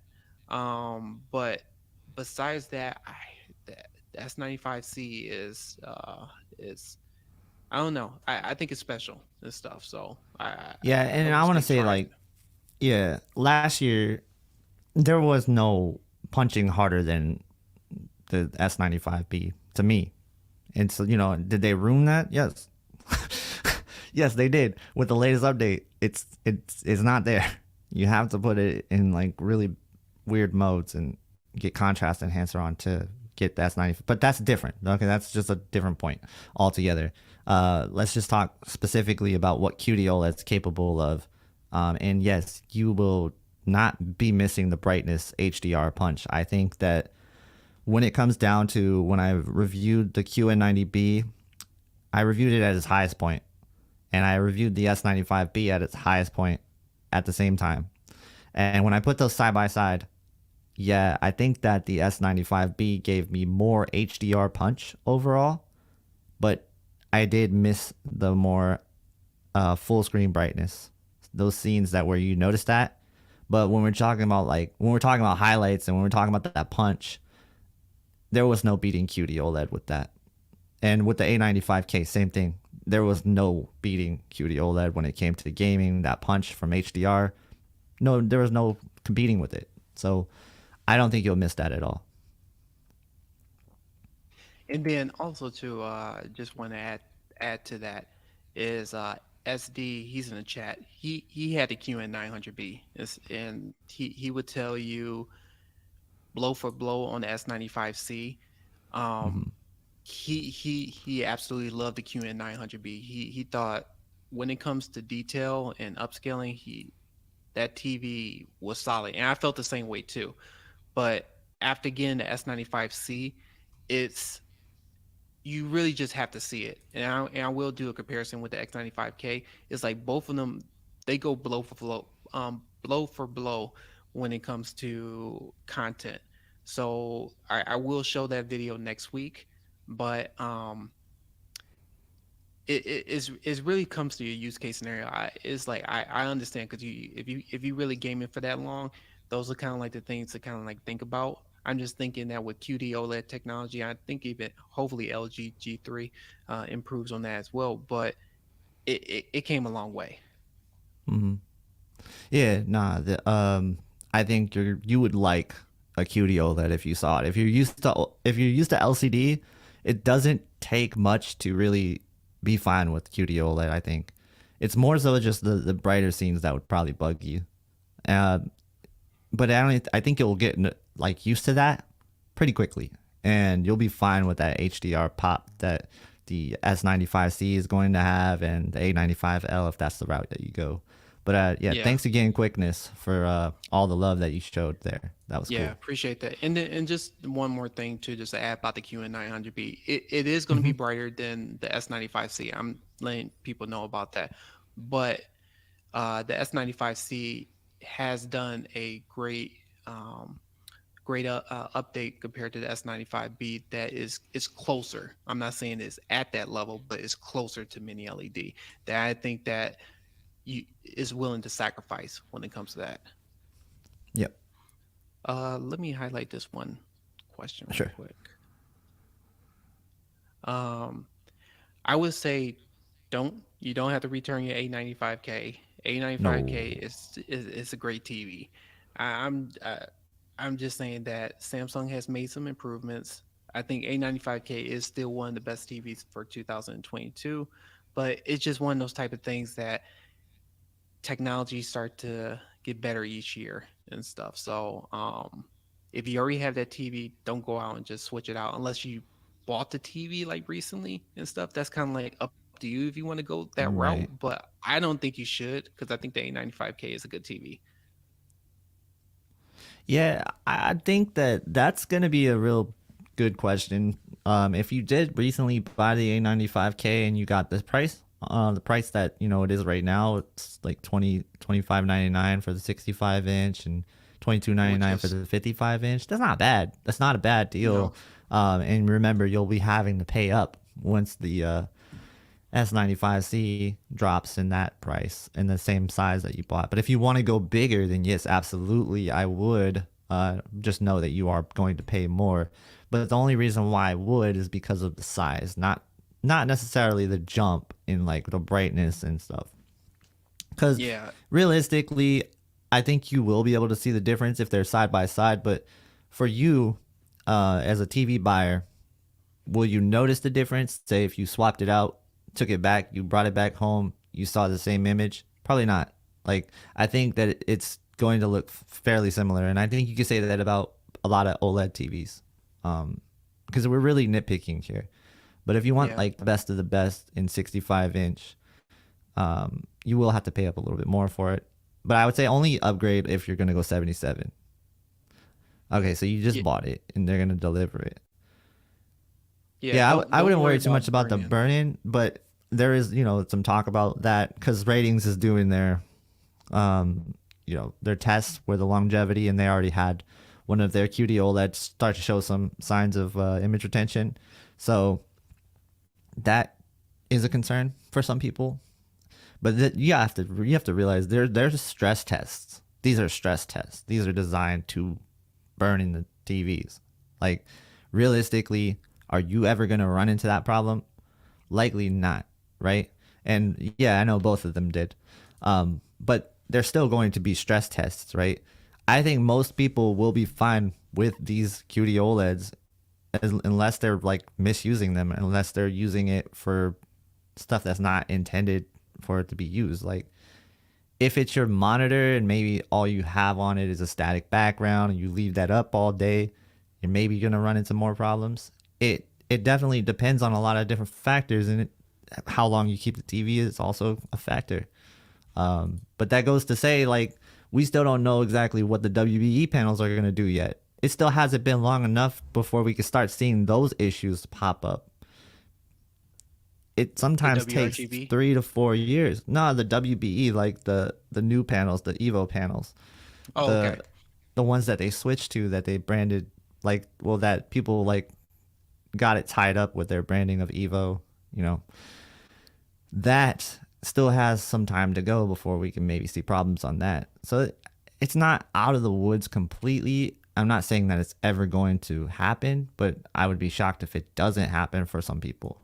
You know, I would say like take your expectations with TVs and set them at 4 to 5 years. And people hate when I say that, but that's what I do with mine. Like that's what I do in my mind, because I just expect these things to be that way. Because you have to look at the price of TVs now. Like as a whole, right now, you might think, yeah, it's expensive, but look back a few years ago and see how much TV prices were compared to what they are now. They've been coming down every year. And I think one of the reasons why they come down every year is because they are starting to cut more corners. And I do think that you're starting to notice that in some of the technology that we've been getting. Even like the Samsung Q7 FN, for example. Like I've heard stories about that dying within 4 to 5 years. I've seen it for myself, seeing Q8 FN start to have issues with the bottom of the screen. I've heard about Sony 900H is already failing for some people. So it's like, even 3 4 years, you might see some problems with your TV, and that's just comes with the territory of buying from a TV brand. Is these days, I don't think any TV brand is really excluded from that. So it is unfortunate, but I do think there is more corner cuttings happening. Like they're definitely cutting more corners. And I'm not going to get into the tinfoil hat thing, just like phones. I'm not going to get into that too much, because there's definitely like a lot of opinions I have on that. And I don't know if there's a real good argument for it. I think they just use cheap stuff sometimes. I think they just cut corners. I don't think there's a plan for them to go out or die. I just think that they're not really using the top quality stuff as much. So yeah, 3 to 5 years, expect that. If your TV fails within 5, I think your TV did a good job.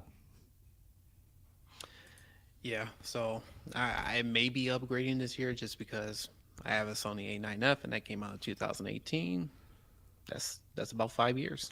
So it's still kicking. So, but at the end of the Yeah. day and stuff, I may upgrade or I may do it next year. Who knows? But yeah, as of right now, I had that TV for 5 years. Yeah, so Sony admits they use recycled milk jugs to make your TV. They did. Although you got another super chat. Oh man. I All think right. I think I added this one. Oh, okay. It was, See, yeah. it colored it again. That's the thing that threw me off. I skipped past Oh. it because it's got colored it. Thank you, Quickness. He says, "Do y'all think that MLA will trump QD-OLED?" After seeing it and reading about it and learning about it, I don't think it's gonna trump QD-OLED.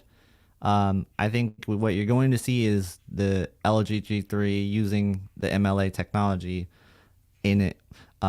You're going to see that get brighter than QD-OLED, but it's only going to be more so like with white highlights. You're going to see improvements in color as well, but QD-OLED is just more capable with color brightness in general. Like that's going to be the definitive technology when it comes to color. And MLA will get close, but I don't think it will quite get to QD-OLED levels. How that affects actual content and when you're watching them and when you have them side by side, if it gets close enough, that's the question that I'm kind of wondering. Because on paper, QD-OLED is better. Like, it's more capable. It's the more capable display technology. But will it be close enough? Will MLA get close enough? That's the question. I don't think it will beat QD-OLED. I don't think it will ever beat QD-OLED.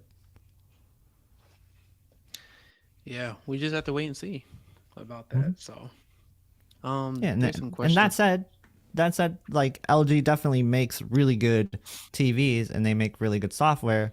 So can they have image quality that looks similar? Like when we're talking about movies, TV shows, and even games, definitely. There's no doubt about it. And that's where we gotta see. We gotta be able to judge it when it is next to it. Because I think that's the only time you can really tell the difference between two TVs is when they're side by side. If they're not side by side, they end up looking about the same. Yeah.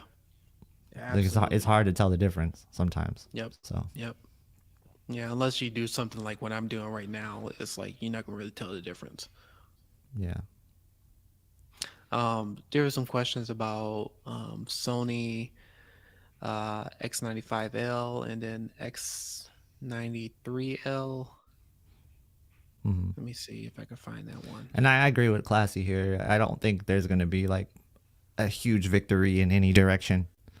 I think they're definitely going to trade blows. And even the G2. The G2 last year traded blows with the S95B in a lot of scenes. A lot of different content. So, yeah, no doubt about that. Yep. Apparently something's running in the background. Go ahead. Did you find that question? Yeah, I found it. It said, is there any differences between X93L and X95? High Def did answer that question, so thanks for answering that. But pretty much the X93L is identical. Well, we don't know until the TV come out, but it's pretty much a rebranded rebadge X95K. And then the X95L, on the other hand, that's going to be this is going to be a different tier TV. Mm-hmm. And then you got another super chat from Quickness. All right. Thank you, Quickness. Showing love tonight. I appreciate you. It says, tell FOMO to pull himself together and vote right at the Value Electronics shootout this year and have a proper mic. Yeah, that wasn't really, there was not much control they had over that. They're going to try to do the Value Electronics shootout a little bit better this year when it comes to like the live stream. That was tough. That's always tough to watch. So hopefully that can be presented a little bit better for you guys, because that is something as a viewer I wish that could get better. They don't have a ton of control over that though. That was somebody else doing the stream. But I think they might have did like a side panel. That some of these microphones, like when you have these wireless microphones, if they get stuck to your shirt or if they get like close to your shirt, it gets all muffled. That's probably what you heard.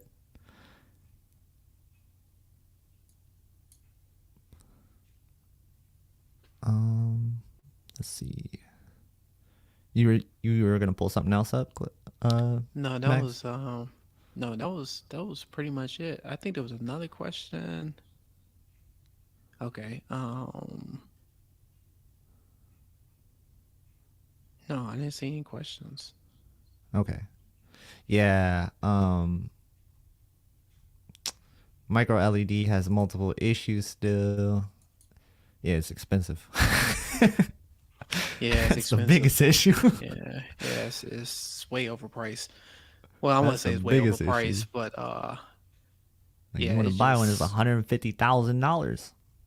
yeah, if you got that type of pocket, then by all means, you would definitely be flexing over all the TVs. So that's all you have to say. I have Yeah. a micro LED TV, and nobody's not going to dispute with you if that's going to be the better TV or not. So we already know.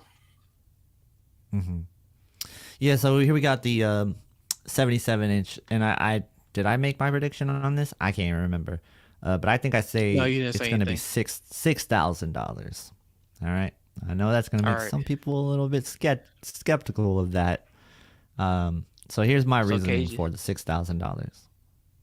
I'm just about to say, as a KG say 6,000, I said 5,500. And You ready for Classy it? said You ready for it? 5. Now You ready go for for it? The reason? Here's the reason. The Bravia cam.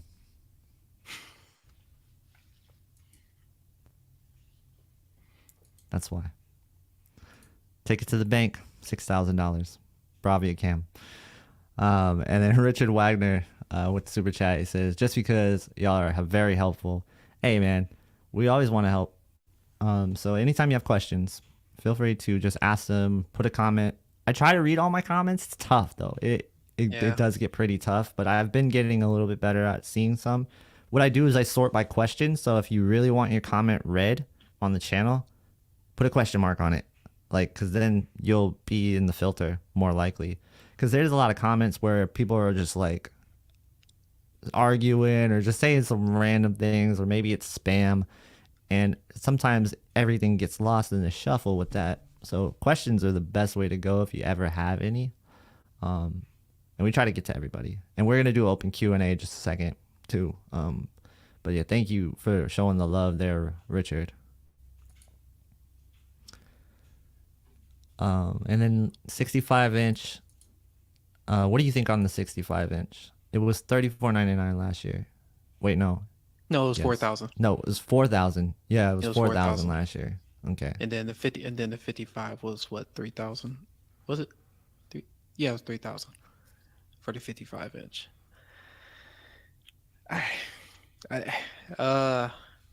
think it's gonna be 4,000 again. I think it's gonna be the same price as last year.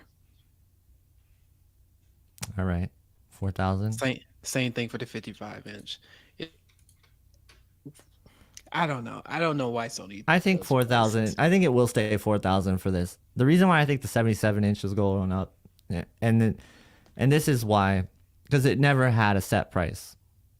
It never had a set price, right? Everybody's just assuming $54.99 or 5,000. So that's why I'm saying 6,000. It is not because of the Bravia Cam, but that's why. But I do think the 65-inch will be 4,000. You got another super chat. EHJ23 coming through. What's the food poll for tonight? Hey, that's a good question. That is a really good question. Oh man, you guys are gonna have to think about that. Yeah, we got a snowstorm in Michigan, so oh yeah, so not going anywhere. But go. Yeah, we'll talk about that a little bit later. But going back to the Bravia Cam, I like this comment. Nice. What is the resolution for it? I actually didn't even look. Is it 1080p, or is it actually like 480p? I really don't know. That'd be embarrassing, huh? I don't even think they really talk about that, because I think the purpose of it. Let's see if you can buy the Bravia Cam. I think you could buy the Bravia Cam on its own. Oh, there it is. Yeah, I think it's like 200 or something. $200. Ooh, I'm good for a Bravia Cam. Look at what's the resolution? Go down. Ambient optimization pro specifications. That's crazy. $200. Oh, there it is. It's not even USB 3.0. No, so 1080p. 1080p. So that's good. For a $200 cam, you could get a better 2 camera. microphones. Logitech does better. Yeah, $100 for each microphone that it has. So that's good. 1080p. Come on. You could get the Logitech, I think the same one, but it's a 4K webcam. You know, I've never had one comment on my channel say, "Hey, I love the Bravia Cam. Everything that it does is amazing." Like, I've never gotten that comment. So Sony, so like, if you're listening, it's weird, right? You need to drop that camera. There's absolutely no use for that camera. It's weird, and you gotta hold your hand up like this, like to control it. It's so weird.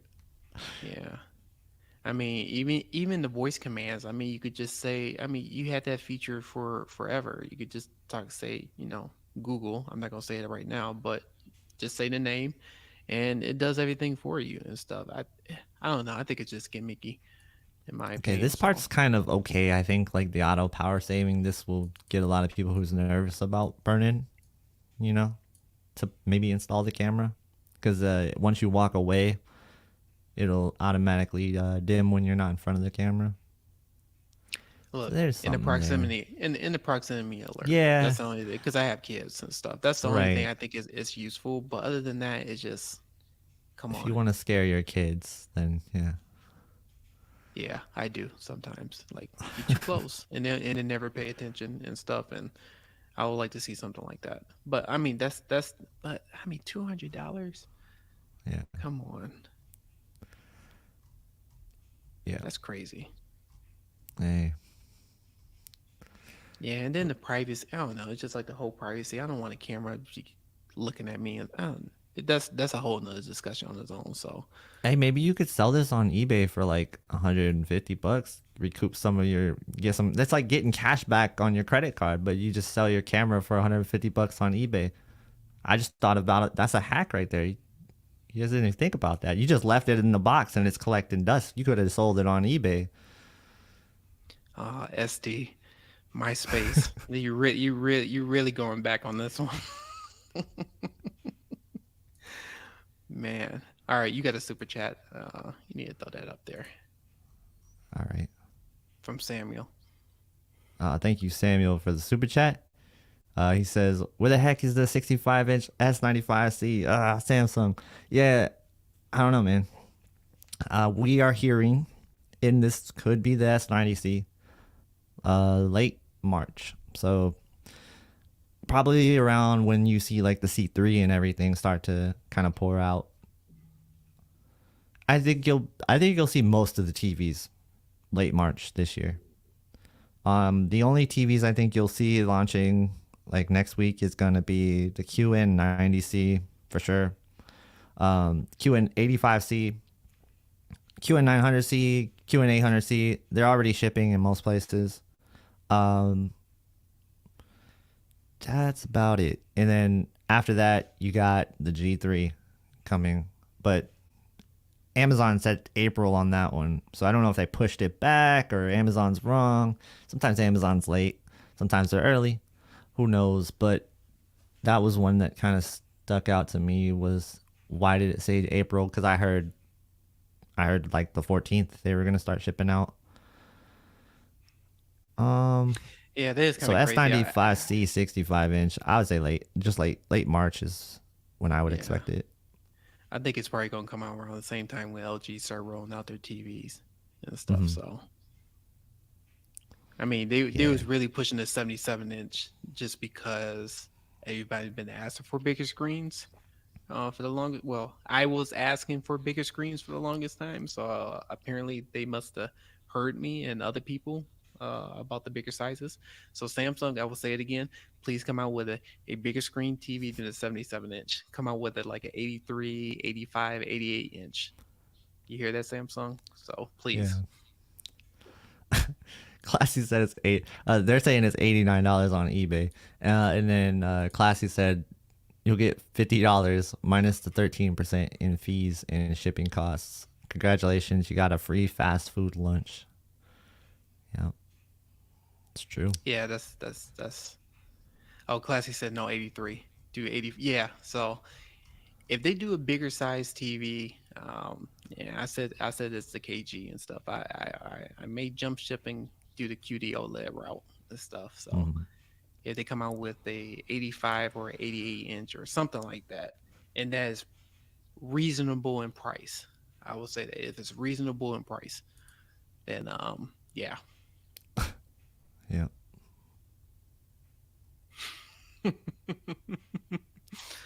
Yeah, Sony, I hope you're listening to this. And, it won you a gotta do. CES You got. award. Yeah, it did. Of course it did. Everything wins a CES award. I was pretty surprised. Like everything I walked by on CES had an award thing on it. So I was like, what do you guys just like award everything? I don't know. Those awards don't really mean much, Yeah, I unfortunately. I I, I had to throw this out here. Yeah, um, I will. They could take my money if it's 88 inches. Man, I don't You expect I that. will I will make a video of me taking that ripping that TV the X95K off and putting the QD-OLED up there and stuff. So Hmm. I'll do a live stream on that one, putting that up Yeah. there. If they come out with an 88-inch and if it's a reasonable price, so had to throw those factors in there. I think it's some So other I think questions we're all too. in agreement, like that the 55, 65 probably be the same price. So there's that. Let's open it up to Q&A. Let's just do that. Unless you want to talk more about something in the lineup that we haven't talked about, or some battle that we didn't talk about. No, somebody said something. Hold on for a minute. Let me see if I can. Well, there's one that I want to talk about though. But go ahead, pull that up. Yeah, let me see if I can pull this up first. Dang, it's so many. There's a lot of questions. I mean, not a lot of questions, but there's a lot of. Oh, here it is. This is from Jiraiya. I forgot to pull this up and stuff. So. Okay, Oh, go ahead. you already got that. No, go ahead. Yeah, sorry, Jiraiya, we didn't bring this up earlier and stuff. Missed it, but he said, "Hey KG, can you pull up a flat panel video of the stream and reflection handling on the new MLA panel versus last year's OLED EX?" That would be. Let me see. Videos are kind of hard to do because it's super laggy when we pull up videos. I can do pictures, but I can't really do videos. Yeah, videos. I just had to Videos throw are that tough on the stream. Yeah, I Yeah, I don't know. just had to- StreamYard is bugging sometimes with videos. Yeah, I just had to make sure. I know Jiraiya was asking some questions, so I had to throw that up there. Yeah. Where we at? People talking about Redfall. Let's see, what else is there to talk Everybody's about? talking about the camera. Yeah, they're. I'm sorry. You know, I did was it. just about to say- I started a war. Well, I will say this. You know, it'd be interesting if we just go ahead and throw a poll up and said, "Do you think it's beneficial to have the Bravia cam?" Oh my gosh. I think All that right. would be a really good one. And then that could go to Sony, as in saying to them like, "Hey, no more Bravia cams." Yeah. I'm And gonna that- do and that that would poll be- right now. Yeah. Let's And then we send it get right in, to Sony. and then we get in this discussion about the Bravia cam, because I see a lot of comments about this. And then I may get disconnected from the computer just because I've been talking about Bravia cam all the time.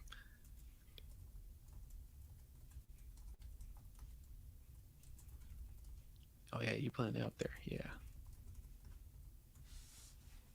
Good. Oh yeah, and then it's over 100. People got troll and put yes. Watch. Yeah. Don't do it. Don't do it. Well, I'll hurry up.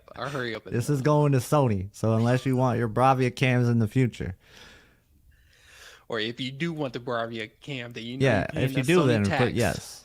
Let them Yeah, know. Let them know you don't- love that thing.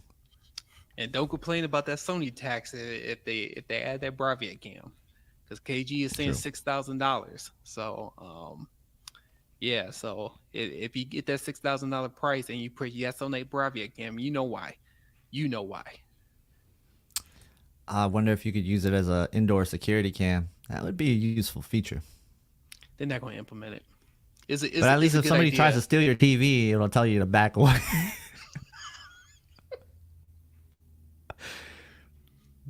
It's like so You many got that. ideas that they could do with the camera, but they just haven't done it and stuff. It's just, Yeah. it's mind-boggling to me on some of the features that they have on there. It's just like when the A95K came out and they released the camera and said, "Oh, we're gonna do all these features with it." The camera didn't even work at first. It took them I don't know how many months just to start working with it. That the camera started working, which was just paperweight. Yeah. 85% saying no right now. Wow. And we you got know some there's people a that couple people trolling and hitting yes. So I imagine that number would be more like 95. I wonder who said yes, but you know. Oh, I could already tell you who said yes. We got high def news in the chat. Probably trolling us right now. Yeah. He said it who right here. He knows? said I totally didn't hit yes. Promise. Yeah. And we so got just- Iceman and Bob. You know, look, he's up to some shenanigans. You know, he's up to. He thought about it. yeah, He thought He he thought thought He about thought it. about it. You want to skew the numbers up there? Okay. All right. We get it. Yeah. Well, you know what? Don't I could tell complain. you if Capone's in here, he might have voted yes. He might have voted yes. Nah, I'm Yeah. just playing. Well, just I don't just think say this. I don't think people like it. If you say yes and stuff, don't complain about the Sony prices. I'm just saying that right Yeah. now. Oh, Do not Classy hit complain. yes. You know Classy's trolling us. Well, classy. That's why it's going to be as expensive as it is once they announce the price. Yeah. Don't complain. Don't you Yeah, complain. it probably cost them like $30. Oh man, Yeah. Oh, that's look at just you. You're still made. disconnecting. Oh man, Ever Sony. made. Part. See what happens. I was just about to Yeah. say. I bet you it's a refurbished PlayStation 2 camera.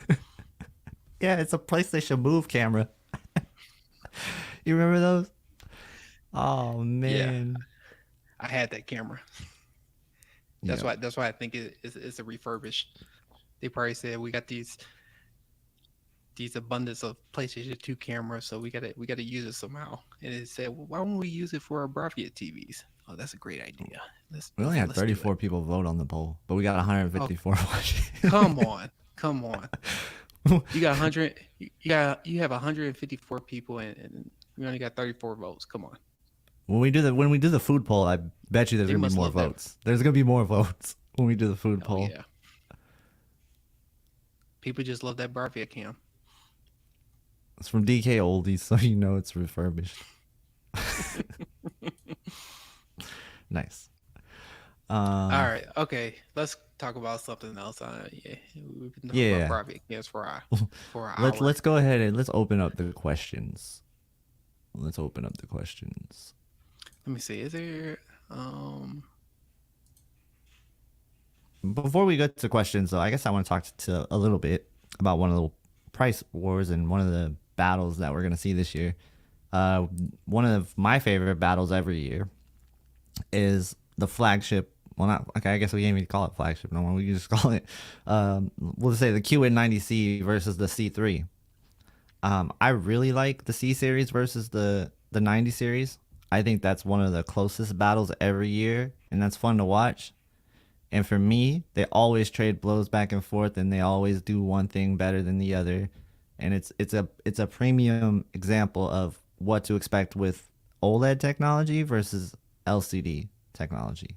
So that is still one of my favorites to watch, and I love doing that comparison. So I can't wait to do that one. And I think there's a lot of people still looking at those TVs, that range. So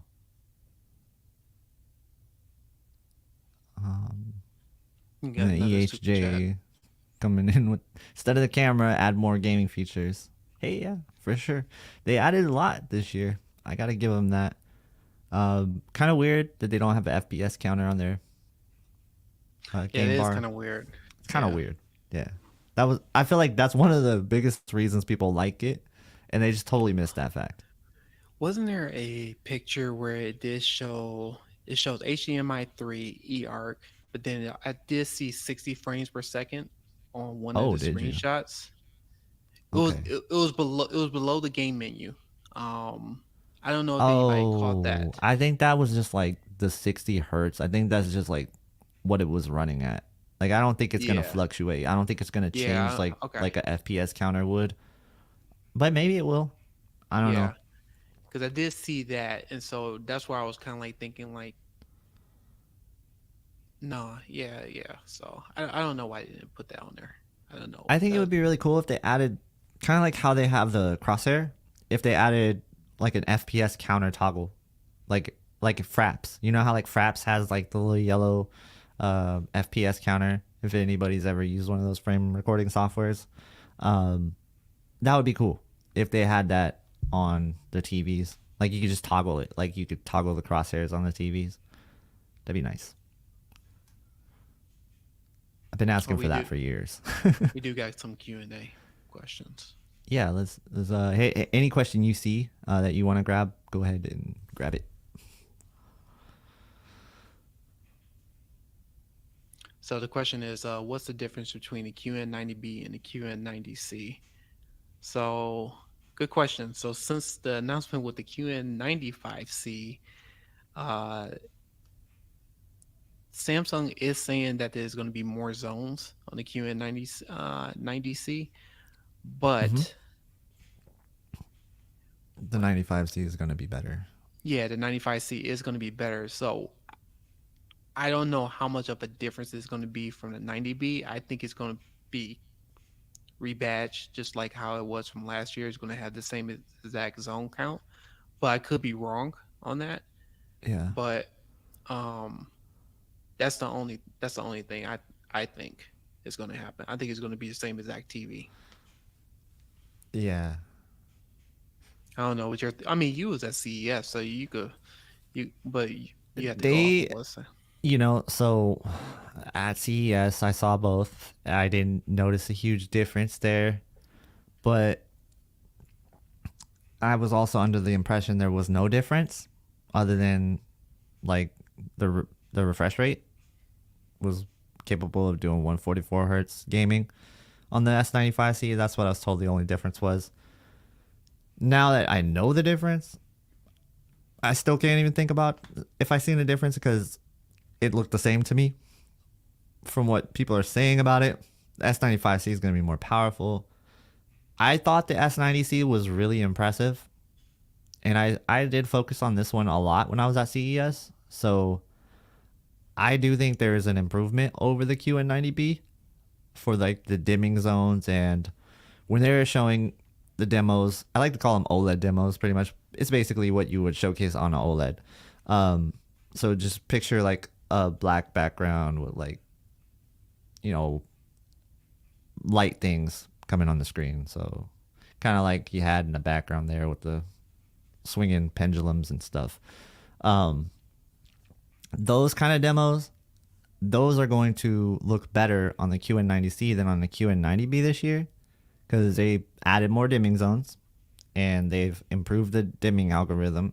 So they do this every year. They improve the dimming algorithm every year, and from year to year to year, I have not seen a downgrade with the 90 series. Like if that makes sense. Like so even the what is it called? What's the one before the Q90T?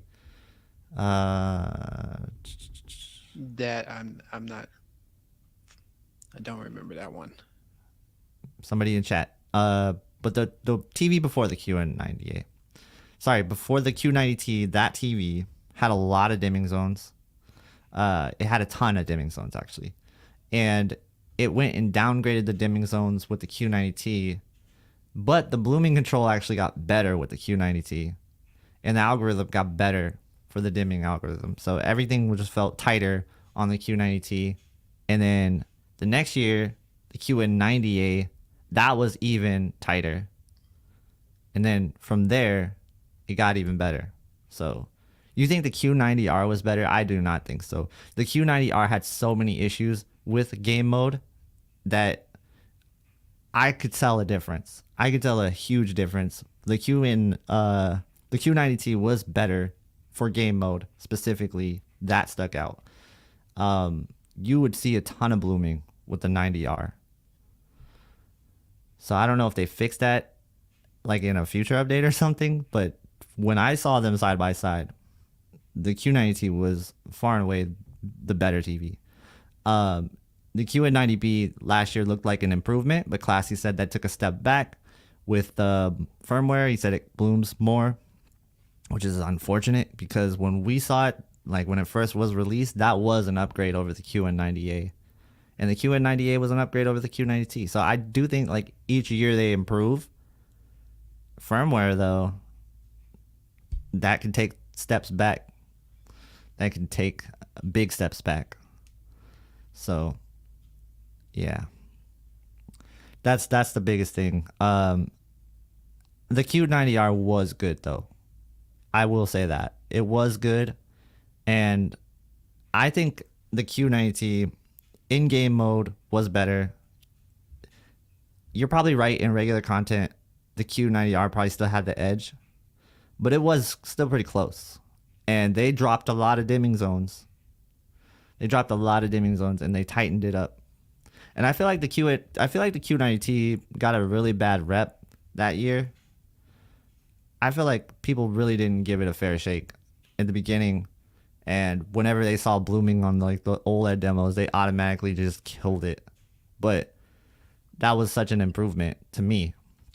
And the QN90R was way better than the Q90T when it comes to handling blooming.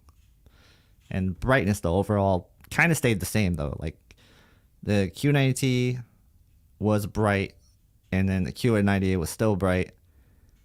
I would say the QN98 was probably brighter than the QN90B, but the QN90B was definitely more like refined in terms of the highlights, the way the highlights stuck out. Because on the QN90A, your highlights, the little small, tiny, like 1% highlights, those weren't that impressive on the QN90A.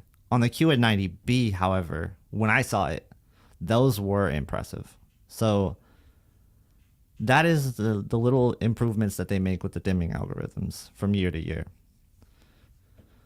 So, yeah, that's kind of sum that up. I would expect improvements. I know that was a really, really drawn out, long answer, but I kind of got going. So, well, the only reason I left it to you because it's like you was at CES and you saw the QN90C. So and you reviewed the QN90B. So yeah, I know I can't speak to it and stuff. I can speak to the QN900B. So yeah, software updates should scare you when it comes to Samsung.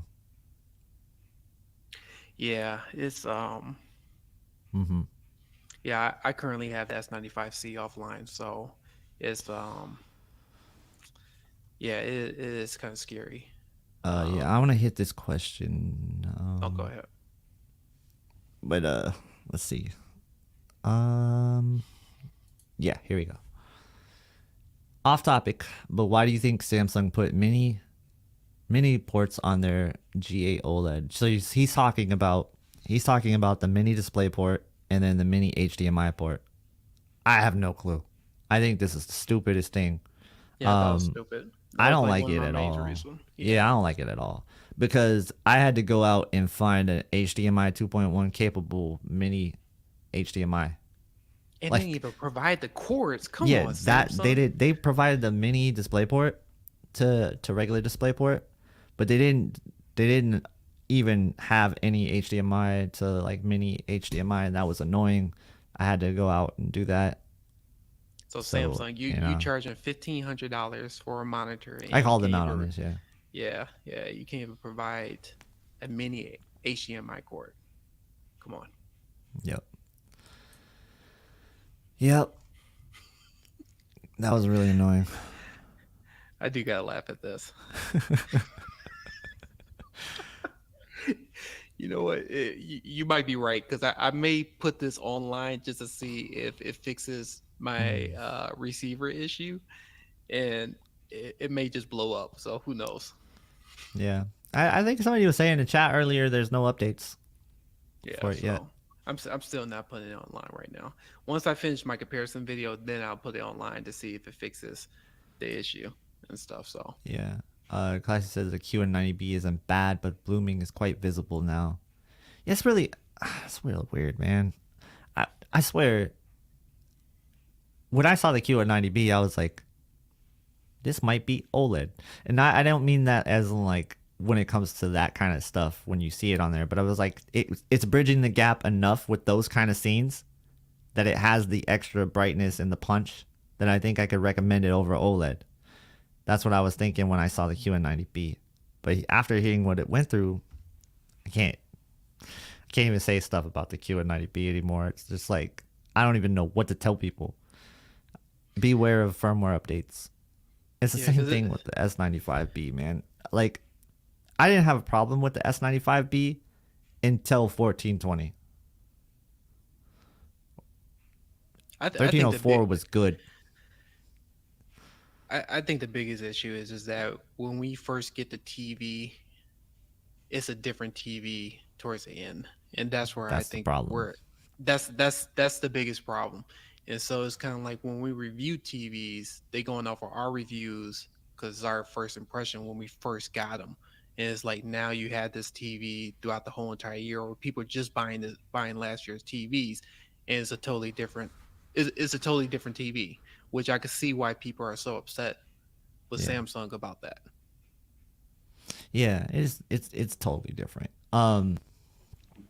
When you see, if you got to see what game mode looked like on the S95B right now with HDR engaged, with the game HDR toggle engaged, I think you would be like really disappointed. Because even if you don't know what you're seeing, you notice something's up. Something is up. The highlights just do not punch like they used to with that. So that update killed it. Killed game mode for me. So I have to like use contrast enhancer now in game mode and tweak some other things. I don't like that. I have to do that because it raises some other issues when you do that, but I'd rather have my highlights back and punching and deal with the extra issues than I'm feeling like really dull and nothing there. Like to me, it reminded me of like how I used to look at some of the LG OLEDs before they added their dynamic tone mapping and HGIG functionality. Like that's kind of how it reminded me of it. It's like not there. Like game mode kind of not really doing it for me right now, unless I engage some features. Let me see here. I want to answer a couple of questions. Oh, go ahead. No, I was just highlighting this. That's what I heard. Yeah. Let me get EJ. It would be nice Oh, if they my had. bad. Oh, I'll say it would be nice if they have it. I think for PC use, I think it would be a great feature, but it would be nice to have display ports on TVs, but that's just I think it would be a benefit. Is there a reason to have it? I know you got the HDMI on there, but display ports, depending on what version you have, um, I think when it comes to PC gaming and stuff, it may be a little bit more of a benefit in certain areas. But at the same time, it Well, depends I on. know there was, but like with But HDMI 2.1, do you need it now? I think it all comes to the capability of the TV and stuff like that. So Oh, okay. refresh when it comes to refresh rates. So since TVs don't go over 120, except for the Samsung S95C, and I think the newer TVs that's coming out this year, S95B does it too, yeah. yeah. Oh, excuse me, in the S95B, I think that's the I think that's could be a reason for DisplayPort a little bit. But I Mm, mean, HDMI 2.1 does it too. So yeah. um, I don't know. I think it doesn't hurt it and stuff. So I think It it would would. be nice. So Classy's basically saying it would be good for people that have existing cards Yeah, and people that are getting some of the higher end cards that only have one HDMI 2.1 port and multiple display ports. yeah. So I think it would be a benefit and stuff. So Yeah. let me throw this one out here. But Um. wait, Oh, really go quick. ahead. Go ahead. Isn't there what if you just did a display port to HDMI 2.1? Does that not work? Like can that not work? It could work. There's converters for it. Okay. But then I it's the wasn't question sure. is then it's the question about the option too. So Right. just like how we keep on talking about Sony, why you don't have four HDMI 2.1s. So Yeah. it's one of those things. That horse is dead. Yeah, they know about it. I They think know. plenty of people they know about it. I think they probably talking to MediaTek and saying you got to do something for next year. But at the same time, we're gonna beat this. You're gonna beat that horse up and let people know that yeah they want it. If you're Yeah. gonna charge that premium, you better address that HDMI 2.1. So Yep. so this Real quick before you get to this, I just want to say this is the last call on questions. We got to drop off here soon. And what? How long would you say, Max? What do you got? I say 5 more minutes, 5 more minutes. depending All right. depending on the questions. Depending on the questions. All right. So 5 to 10 more minutes, something like that. So leave your questions in chat if you have any last minute questions. Go ahead, Max, with the question you found. Oh, what was the question? Here it is. KG and Max thoughts on the X95L. I don't know. They said there's going to be some improvements, and I think Caleb said that he's really impressed with the TV. But until I see it in person, I really can't say. They said that it's going to be a 13% um, uh, more local dimming zones than the X93L, which is the X95K. So that's Yeah. not that much more than what it is. So that's weight to be determined. But they did mention that it's going to be, now don't quote me on this, I think it's 20% brighter or 30% brighter. I hear 20 or 30% brighter. So that's something to see when it comes out. So You can see. Okay. Yeah. So here's the thing.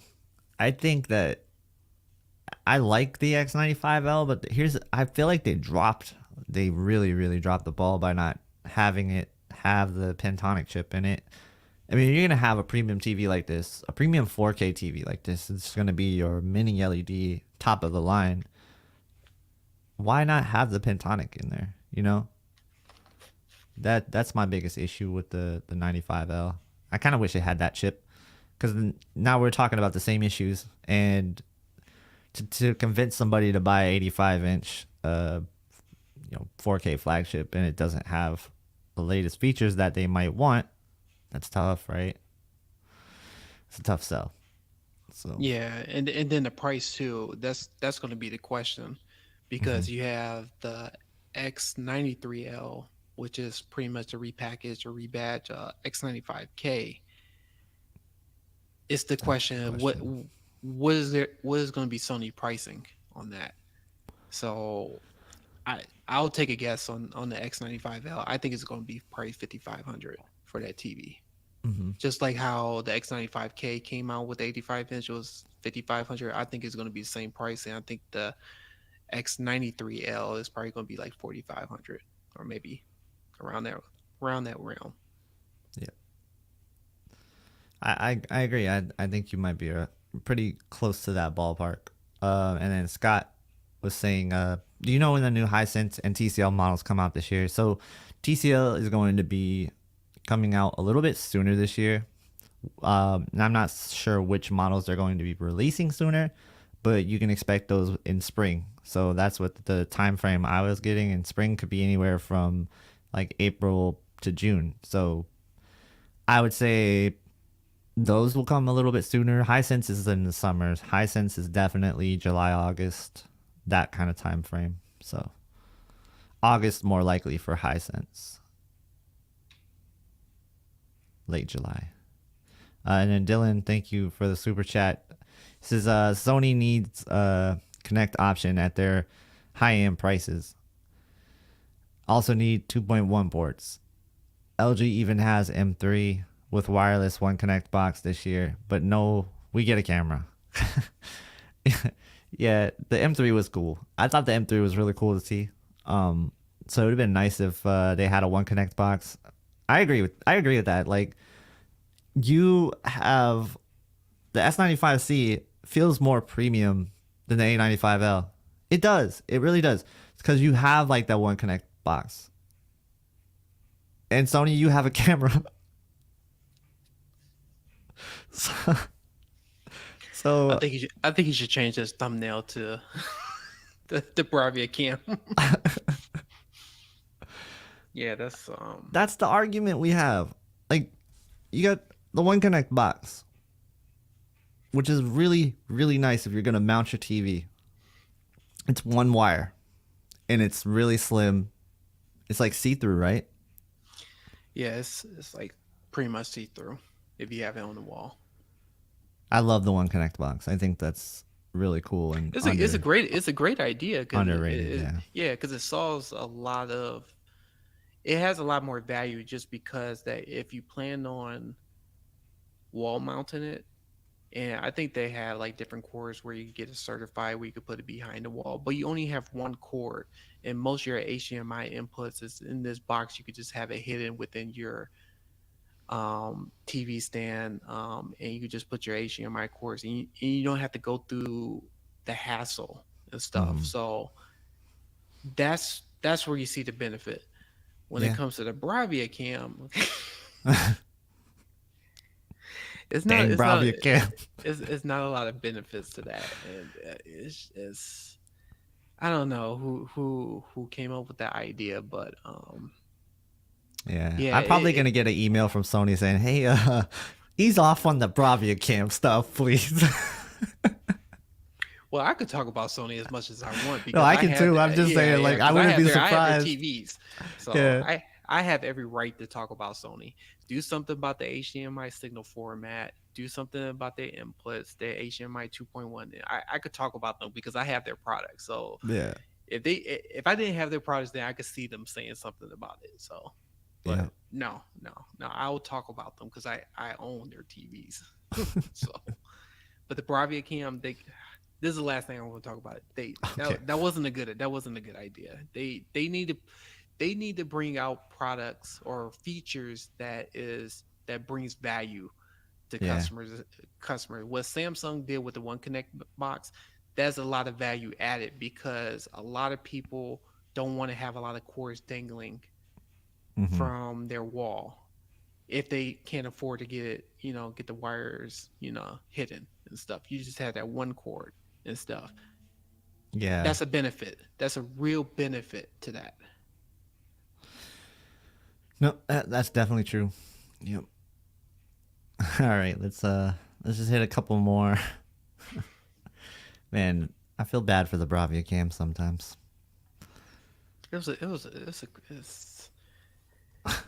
useless. It's just there's no benefit to that camera. I mean, it's. I'm sorry, I'm just being a dead horse here. It's just, man. Yeah. I mean, they need to drop it. It's just like for them to charge that $200 for a 720p camera resolution. 1080p. Oh, excuse me, 1080p. Yeah. It's crazy. It couldn't even make it 4K though. Like that's my thing. Couldn't even make it 4K on your 4K TVs. All right, that's enough about the Bravia cam. That's enough about that. Let's get some questions. I don't see too many questions. I think we've hit most of these questions. I think I did see one that I wanted to clarify though. Yeah, see if it had picture-in-picture. Only the A95L has that. Yeah, that's a huge miss. And one would say it's an L. Yeah. Yeah. It's like I'm trying to be neutral with it, but the more I'm thinking about the announcements, I start to get frustrated because it's like you have the A95L with the Pentonic chip, and they have the XR clear image. They have it on the X95L. They don't have it on the X93L, but they have it on the X90L. Why? Yeah. Why? It's because the X93L is the X95K. But TCL, he said, Dylan said TCL is less exciting this year. I wanna disagree with this because I saw what TCL had in store for their flagship 4K. It looked really good. Like that was Neo QLED levels of good in terms of like the dimming control, and it looked great. I liked it a lot. And this is the MQ8 I'm talking about specifically. And I really like that they are bringing more to the table when it comes to like being more clear on how they're going to present their models this year. So it's going to be less confusing this year. When you talk about, there's not going to be like talking about the 6 series. there's no more of that. Like, you're not gonna say, "Oh, what 6 series? Which year are you talking about?" It's not like that this year. So it's clear, concise. I like that. So we'll see about that. And then Scott, thank you for the super sticker. Appreciate you on that. One Oh, last poll before we go. Should we do the food poll? we can do the food, We got- but we got- let's get this last question because All right, yeah, go ahead. I was a I'll little make the fired food up. poll, and you Yeah, do that. I was a little fired up on Sony, but okay. So, do you think the S90C will have enough upgrades to justify over S95B on sale? You know, this question came up multiple times. I don't think so. I think it's going to be the same TV. I I think the only feature that I see is different on the S95C compared to the S95B is that dynamic tone mapping, where you can switch from active to static. That is the only difference that I see with that. And then the game, the gaming features, you do have crosshair, but I think that's going to be on the S90C as well. But besides that, I you know we have to wait for that TV to come out, but I don't think it's going to be a big up. I don't think it's going to be a big upgrade. Yeah. That'd be a good question. Will it be a? I don't think so. No, probably not. Oh man, EJ, you always be coming out with these super chats. Okay. EHJ says, Max, best anime to watch on OLED. Long live anime. Well, you could get an A95L. You get that Crunchyroll button. Oh yeah, that's true. I don't know. Best anime. That's kind of. I don't know. I'm still watching. I just got done watching Demon Slayer, and I'm probably gonna see that movie too. It just came out. I think that's so far the best anime I think I've seen. And then Dragon Ball Super just came out with their movie on stream. I just purchased that too. But Demon Slayer, I say right now. Yeah. Oh, I take that back. Everybody says Demon Slayer. I don't watch anime, but it makes me want to watch anime because people tell me about that show. They're like, oh yeah, it's cool. And that and Naruto, people are like, yeah, you really gotta watch Naruto. And I'm like, maybe one day. I'll take that back. Bleach. Yeah. LB said it right. Bleach, 1,000-Year Blood War. Yeah, when it came back with Bleach. Yeah, I take that back. Yeah, I go with Bleach on that one. 1,000-Year Blood War. That latest season. Yeah, I'm not gonna talk about anime all day, but that was the best. Oh, we got another super chat. Come on. Dylan, thank you for the super chat. Appreciate you, Dylan. He says, convinced LG will price the G3 to compete with the S90C price shortly after launch. It's less premium than the S95C and A95L. To be honest, the G series is now what the C series used to be. Yeah, it's interesting. That's a interesting take. I'm not sure that I agree with that though, because I do think the G3 and the S95C are just going to be locked all year long. Like that's going to be where you see the biggest things is. I think the S90C will be cheap. Not right away, but I think the S90C will be dropping down to like 95B price cuts and stuff. So, because it is the same thing. It's the same thing pretty much. It's just a new software and all that.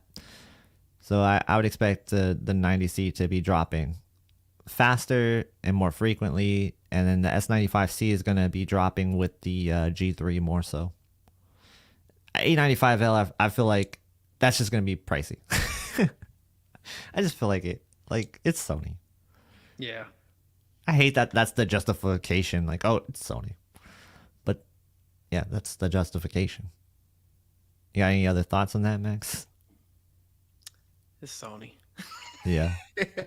But, yeah, I agree. I don't think the S90C is... No, I disagree. I disagree with that as well. Yeah.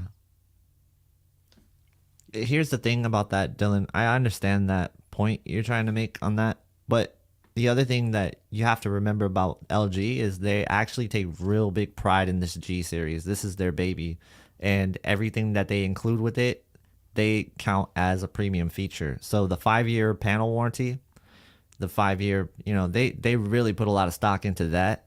And then they also put a lot of stock into the fact that it has a mount, a no gap wall mount. They call it the Gallery series. It's their premium series.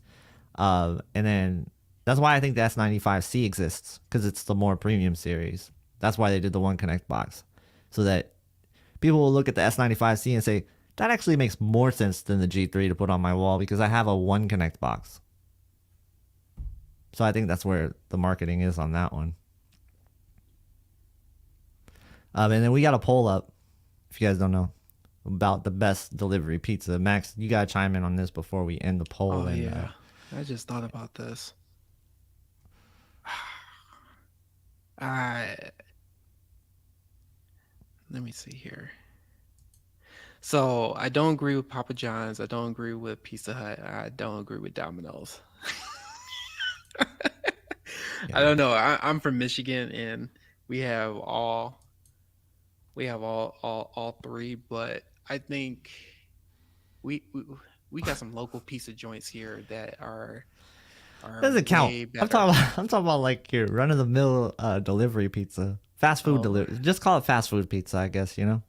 Okay. I'll go with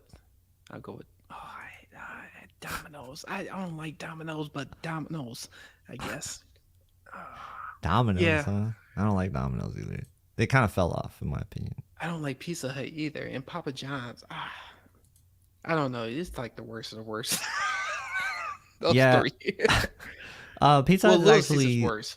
I like the innovative things they do. Okay, I don't want to say innovative because they bring back stuff like the Big New Yorker, for example. I think that pizza is really good. I like the little gimmicky pizzas they do sometimes. So Yeah, I mean, going back to the pizza, I don't know. All three of them are terrible in my opinion and stuff. So I guess, but if you talk about delivery service, I just say Domino's and stuff. So okay. Why would you put that on there? The winner is Domino's with 35%, and Papa John's got 25%, Pizza Hut got 25%, and there was 14% in the other category. Yeah, I put other. I was in the other. So Okay. yeah, but after thinking about it, I had to put Domino's. Yeah, Little Caesars is bad too. No, nobody's saying Little Caesars. I promise you that. Oh, that's a whole nother story. So EHJ, thank you for the super chat. He says Chicago and New York got that serious deep dish. Yeah, they do. yeah, They definitely Detroit too. Yeah, Detroit definitely got it too. Don't sleep on that. Don't sleep on it. Yeah, that's where I'm from, and but don't get me wrong. I personally like New York. People probably gonna hate me for this. I personally like New York pizza better than Chicago deep dish. I do too. That's just my opinion and stuff. So I like those big giant slices. That's my thing. I always like their slices better than Chicago's and stuff. For me, it's just like I really have to be in the mood for Chicago deep dish pizza, but New York, it just hit that spot. It's just like right there. I'm done. Well, you got to have a fork and a knife, like for the deep dish almost, and then like you could just eat it with your hands on the New York. Yeah, with the New York, you could just hold it a certain way and stuff like that. So, and you could just. Yeah, I know you got to, and I know you got to get going. So we got to end this stream. Thank you guys for watching. I appreciate you guys. Make sure if you're buying a TV this year to hit the affiliate links when you do buy that TV. And then Max, you want to go ahead and sign us off with your channel and stuff. Oh yeah, if you get a chance, subscribe to my channel and just put the latest video on the S95C. Go check that out, and see everyone on the next one. Yeah, thank you guys so much for watching. We'll see you next time. Peace.